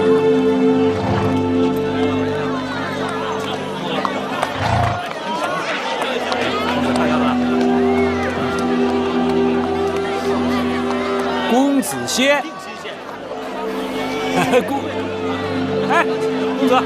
公子，公子歇。嘘，张子，你这是要害死我吗？你跑什么呀？我是在帮你。你就别瞒我了。前几个月每日都在四方馆外面溜达，如今又跑到这儿来，怎么是要喝酒还是要买药啊？张子，你也是一国相邦，为何要偷窥我的行踪呢？偷窥？我告诉你，有2种人会偷窥，一种是真惦记你的，一种是真想算计你的。你说我张仪会是哪种人？我一直想帮你，你就是不听我的劝。离开咸阳吧，我还可以给你备个盘缠。到了外面之后，以你的才华辅助一国君王，前程定不在我之下。像你眼下这样一意孤行、执迷不悟啊，你一定会累及他人，伤害无辜。张子，两位来看一下，你的话也有道理，多谢你的奉劝。芈月也是太过分了。唐夫人毕竟是大王当太子时身边的旧人，在后宫的位分，除了王后，无人可比。让她住进长宁殿，也许过不了多久，芈月就想搬进交房殿来了。王后，你听说了吗？为了讨芈月的欢心，大王竟然让人在宫中给芈月建了个祭祀少司命的神祠。我们跟随王后嫁入秦国，哪个不是入乡随俗？祭祀朝拜，后宫都有定制，凭什么只有她能破例？还不是因为她有了身孕？有什么了不起的？后宫的女人哪个不会怀孕，哪个不会生孩子？你也服侍过大王，为何你就没有身孕？王后，我说那么多有何用？大王宠她，怀孕是迟早的事，有了身孕更得宠，也是情理之中。她没孩子时，大王宠她也就罢了，如今她有孩子了，若将来生出来的是位公子，那她说不定就会和王后你平起平坐了。她要真跟我平起平坐，那也是她的本事。王后，你们不要鼓噪了。长宁殿一事定是大王安排的。我与芈月是姐妹，大王把她安排在长宁殿，而不是交房殿。不知大王是顾忌我，还是猜忌我？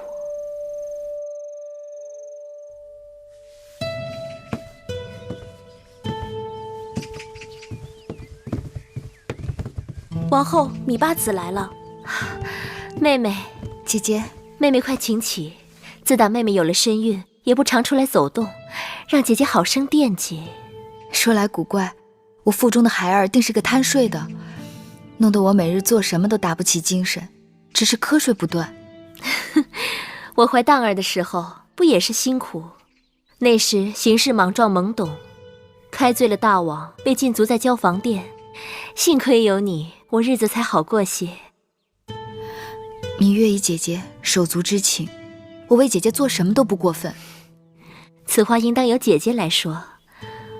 我在后宫身为王后，理应为妹妹遮风挡雨，可你入宫这些年也吃了些苦，好在苦尽甘来，怀上了大王的孩子，终身都有了依靠。姐姐真替你高兴。哎，你来，过来看看。你觉得这个地方如何？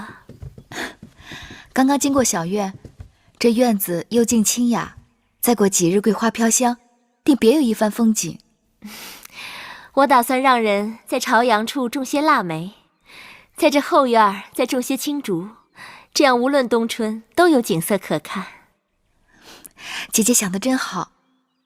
这偌大的交房殿，正殿有我住着，东西两个偏殿，一个由孟昭氏和景氏站着，还有一个就是眼前这个了。说起来也比正殿小不了多少，一直都空着也怪可惜的。今日我请妹妹来，就是替姐姐拿主意。妹妹一向心思奇巧，帮姐姐看看这地方还需要添什么摆设。月啊，你看王后今日叫你到交房殿，是不是还有别的话要说？她没说出口的话，应当是她最想说的。王后不会是……我何尝看不出她的心思？她既没说出口，那我只好装聋作哑。我常常会想起当年姐姐与我的亲近，眼下的疏离，真叫人心寒。舌头跟牙齿都免不得打架，若有合适的机会，还是要和王后修好。此事已与唐夫人和芈月说妥，永相令也带人去给长宁殿重新挑选了陈设。王后却有异议，这是为何？芈月不仅是臣妾的应室，更是臣妾的亲妹妹，臣妾与她一向亲近。如今芈月有了身孕，理应住到交房殿，由臣妾亲自照顾。大王却让他到唐夫人的长宁殿。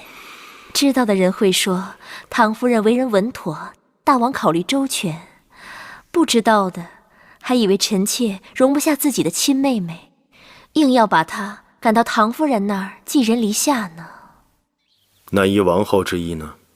交房殿是后宫最大的殿宇，正殿由臣妾住着，东偏殿由孟昭氏和景氏住着，可西偏殿整个都空置着。与其让芈月去打扰唐夫人，倒不如让她搬到交房殿来。寡人只是想，当儿还小，又有那公子壮需要你随时照应。他不是你亲生的，相处起来可能不容易。大王放心，这些事都是臣妾的分内事。只可惜那公子壮与当儿相差太多，弄得当儿总是一个人在交房殿里孤单单的。若有了芈月的孩儿，两个人可以相依相伴，一同长大。王后如此识得大体，体贴贤良，就照王后说的办吧。谢大王。我要木头小人打架！我要木头小人打架！让小人打架！当儿，怎么了？受什么委屈了？告诉我，你想要什么？我要木头小人打架！这是怎么了？这木头小人是玳瑁姑姑从宫外买来的，做的精巧，还会打架。公子喜欢至极，用小刀破开了小人的肚子，想看看里面是否藏有小鬼。结果木头小人碎了，再也不动了。这孩子，当儿乖，莫恼。婆婆给你做枣泥糕吃，好不好？我要吃枣泥糕，我要让木头小人打架。当儿乖，母后再让玳瑁姑姑再去买几个小人啊。既然这样，玳瑁姑姑，明日你再去宫外叫那个匠人再给当儿多做几个小人，他要多少斤就给他多少斤好了。是。当儿，没事了啊。玳瑁姑姑再去给你拿几个小人。好。怎么样？看看我这桃仁，这是我店里的好东西，做的特别的精致，怎么样？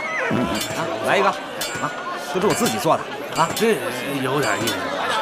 我向你打听一下，先前我记得在你这儿买过一对会打架的木头小儿啊，拿回去家里公子喜欢，想再买几对。早就没有了。你以为那是一般的小玩意儿？相传那是鲁班的弟子偷艺学的，你能买到一对，那是天大的运气啊！你可知那弟子的下落？那种人，那都是神龙见首不见尾，没准早就驾鹤成仙了。哎，你再瞅瞅这些小玩意儿，有没有喜欢的？挑一个吧，啊！新鲜的果子。姑姑，姑姑跟我来。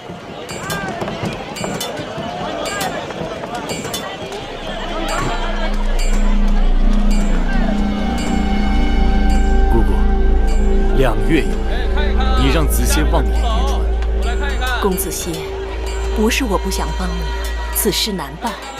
月儿可看了我的书信？姑姑还没有给月儿。我把信给烧了。姑姑怎能如此狠心？只是你这封信来得太不是时候了。姑姑，子歇等你的回音，食不知味，夜不能寐。你为何不能成全子歇？不是我不想成全你，是太晚了。我望月儿咫尺之间，月儿望我阴阳之隔。我让她知道我还活着，有何不妥？你最好让她以为你已经死了，这样对她最好。我曾经听她亲口对魁姑说，世间再没有以往的芈月了。我不信，月儿她不是那样的人。我要怎么说你才能相信呢？实话跟你说吧，她有了身孕，怀上了大王的孩子。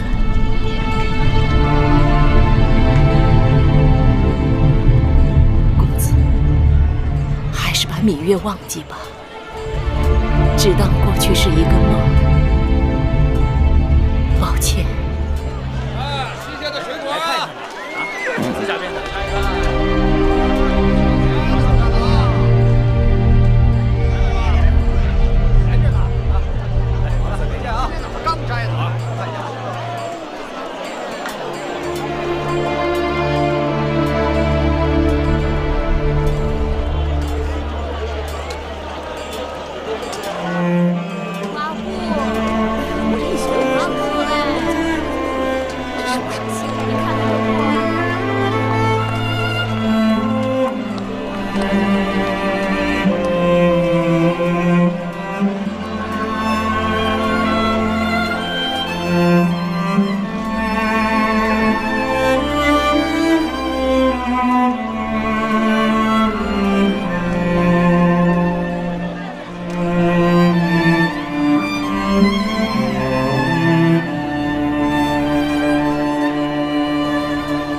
清楚了，那真是公子歇，绝无差错。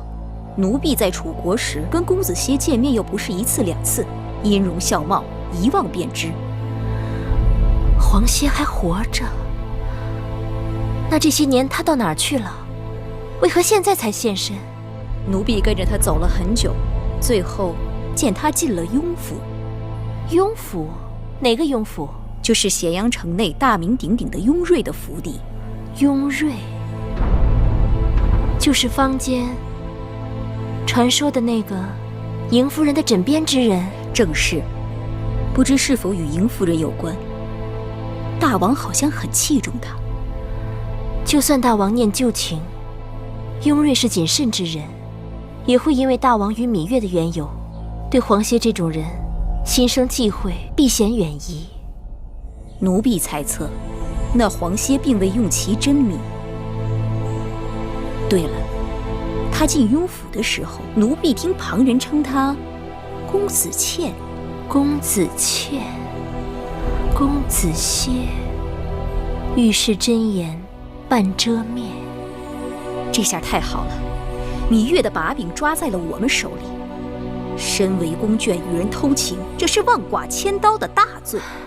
若让大王知晓，定不会轻饶他们。姑姑这话可动脑子。你方才说，公子歇要女医治转达芈月，她还活着，被女医治拒绝了。这就是说，芈月并不知道公子歇还在世，且与他咫尺相隔。这偷情之罪如何而来？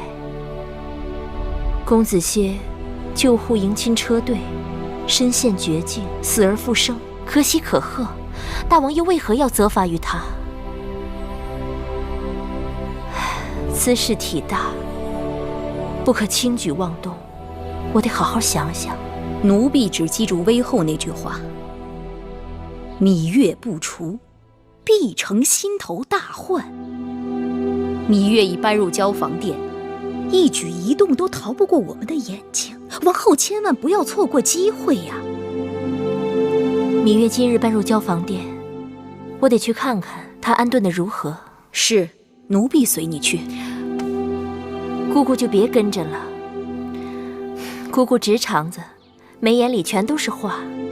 芈月是聪明人，我可不想让她心生猜疑。算了，我晚上再去。另外，今日的事对谁都不可泄露。是。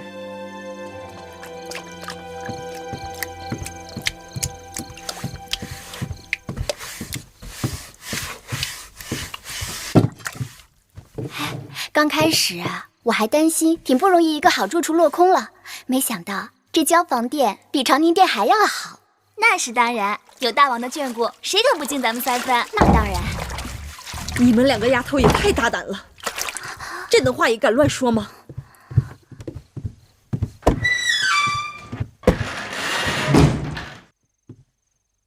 这儿是交房殿，王后才是一殿之主，这里不比会院冷僻肃静。这么多人同一屋檐下，人多口杂，行事要处处小心。你们若想惹是生非，且不讲8子处罚，我先将你们撵出去。姑姑恕罪，我们不敢了。起来吧。是。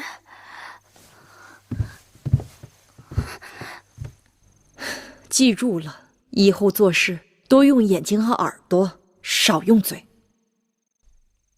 是。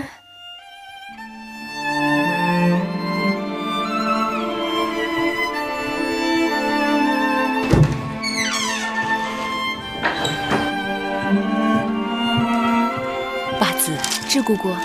月儿，快喝了这碗红枣黑豆黄芪粥，是姑姑刚刚给你熬好的。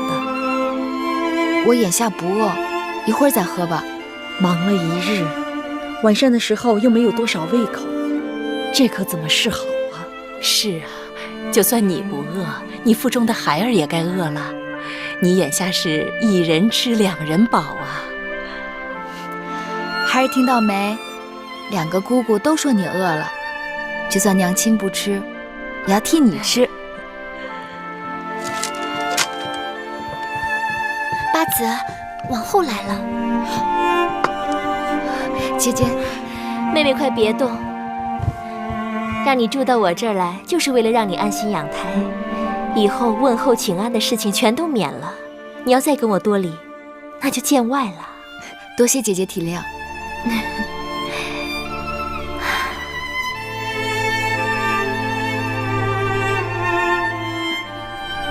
智姑姑让妹妹喝的，可是红枣黑豆黄芪粥啊？是。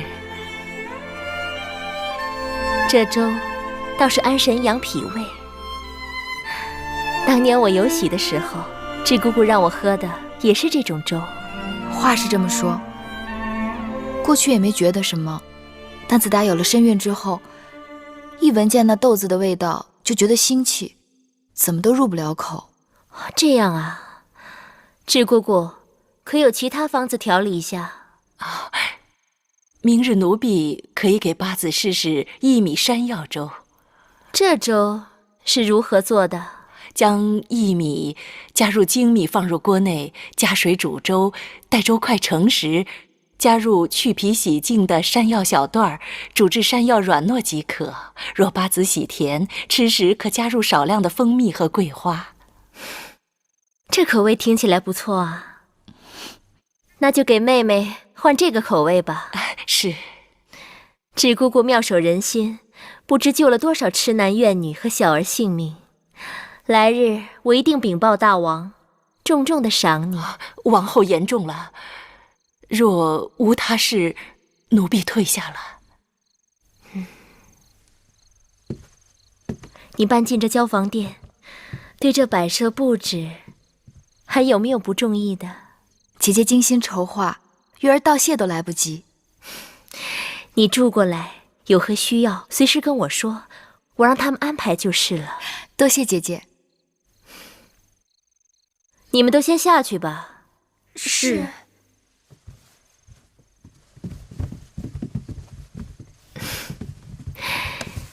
你我姐妹一同入秦宫几载，如今总算是住到了一处。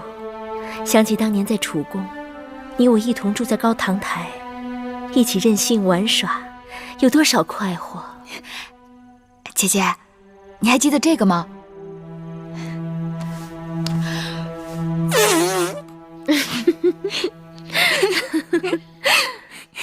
当然记得了，我还记得你帮我去给秦王送书信，被母后罚，禁闭在月华台。幸亏公子歇拼了命的救你，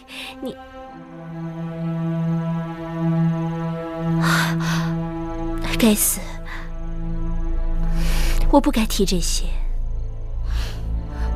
无论姐姐提与不提，当年之事都历历在目。子歇在世时，他是玉儿的性命；如今子歇去了，玉儿的性命也跟着去了大半。如今能顾念的，只剩下这腹中的孩子。这话听了都让姐姐心疼。说起来，妹妹如今在宫中是集万千宠爱于一身。姐姐痴想，如若公子歇还活在世上，妹妹会如何选择？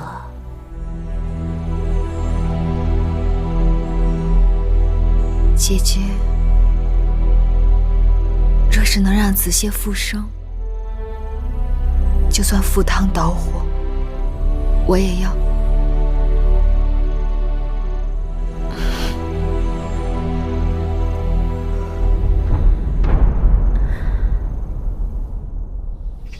到了北郊行宫，把信交给邢夫人，就说菊花已经开了，过几日我去她那儿喝菊花酒。是。慢点，公子。这是怎么了？公子倩为何这样？大人，昨日公子倩一夜未回，今日一早有人发现他睡在一家酒馆门前。将公子扶进屋内，好生照应。是。走，公子。大人，公子倩最近不知怎么的，日日在外面胡闹，不仅喝得烂醉，还常常打碎酒家的东西。要不是看在雍大人您的面子上，那些酒馆老板早就报官了。内府今早上送来的菊花，让你们都过来看看。有喜欢的，挑几盆，叫下面的人端回去。皇后姐姐这儿自然都是好东西，姐姐随便分派了就是。哎，芈月妹妹怎么没来？人家哪看得上内府分派的东西？大王已经特别赏她了，院子里到处都是，不用来了。哎，大王日日来交房殿，却只去芈月的房中，赏的东西都和大家的不一样。他芈月眼中还有没有别人？大王去看芈月，是去看他未来的孩儿。你要有本事，你也可以怀上身孕。芈月有身孕，不能服侍大王。我想，也该由你们二人尽尽本分了。孟昭氏虽然年长，但行事不如景氏，稳妥细致。我已经跟木坚说了，今夜就由景氏去承明殿，侍候大王。多谢王后。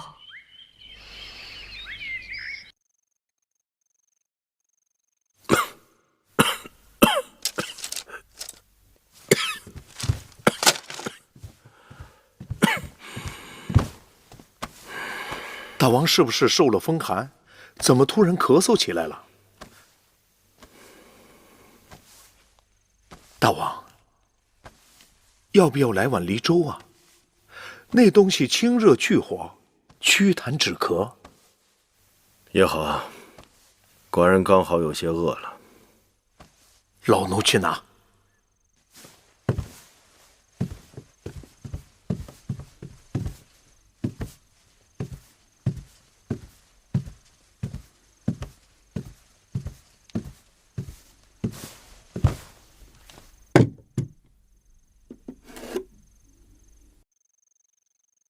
大王，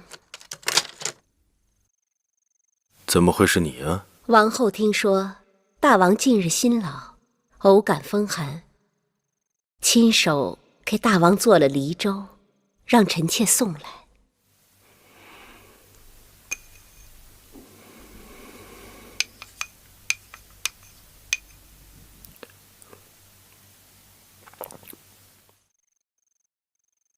不错。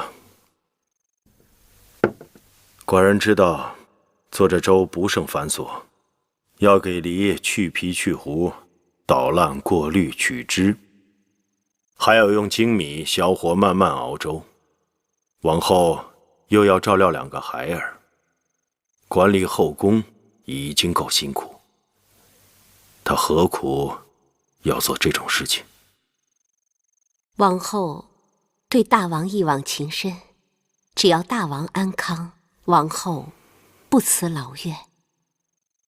我的王后真是个温婉贤淑的女子。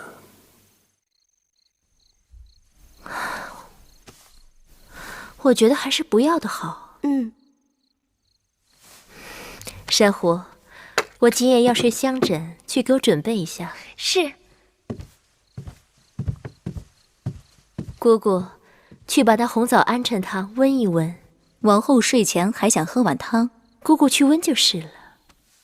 王后，你忘了，你已经让景氏去了承明殿。人是我派去的，我又怎会忘？是。大王，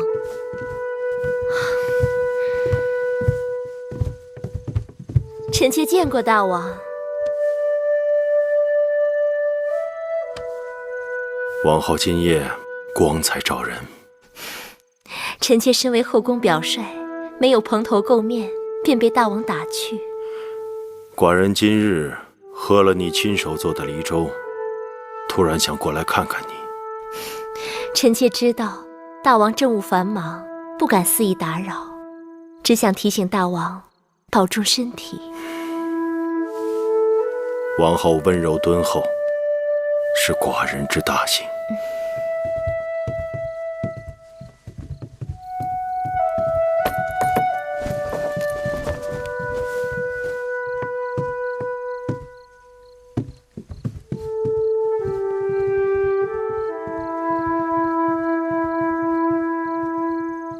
如今王后也会了读心术了。公子，记住，公子真厉害。大儿的力气大得惊人，这木球我拿起来都费力，他随手一丢数10次都不用停歇的。寡人的孩子自然英武不凡，但像荡儿这样的神力，的确少见。王后，快给我扔过来！记住啊！大王，吃个点心吧。啊。公子真看来，上天命中注定，要荡儿助他父王扫荡诸国，称霸中原。寡人欣慰，10几个儿女，一个比一个更有出息。眼下，芈月也有了身孕，芈月聪慧，她的孩儿必像母亲。记住啊，记住。荡儿尚武，勇武果断。芈月的孩儿应当尚文才好，一文一武，助我嬴驷扫荡天下，定摧枯拉朽，势如破竹。来，扔过来给父王。来，接着。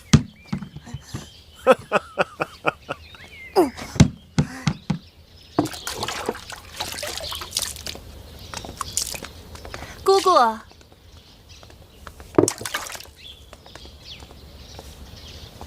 王后可在殿中？王后去看望芈月了。唉，王后真是体恤宫中姐妹。就说那芈月怀孕，王后隔3差5的就往西偏殿跑，如此精心呵护，我看着都眼红。是啊，那芈月若知个好歹倒也罢了，就怕她不知好歹，辜负了大王跟王后对她的一片苦心呢。姑姑此话大有深意。你们退下。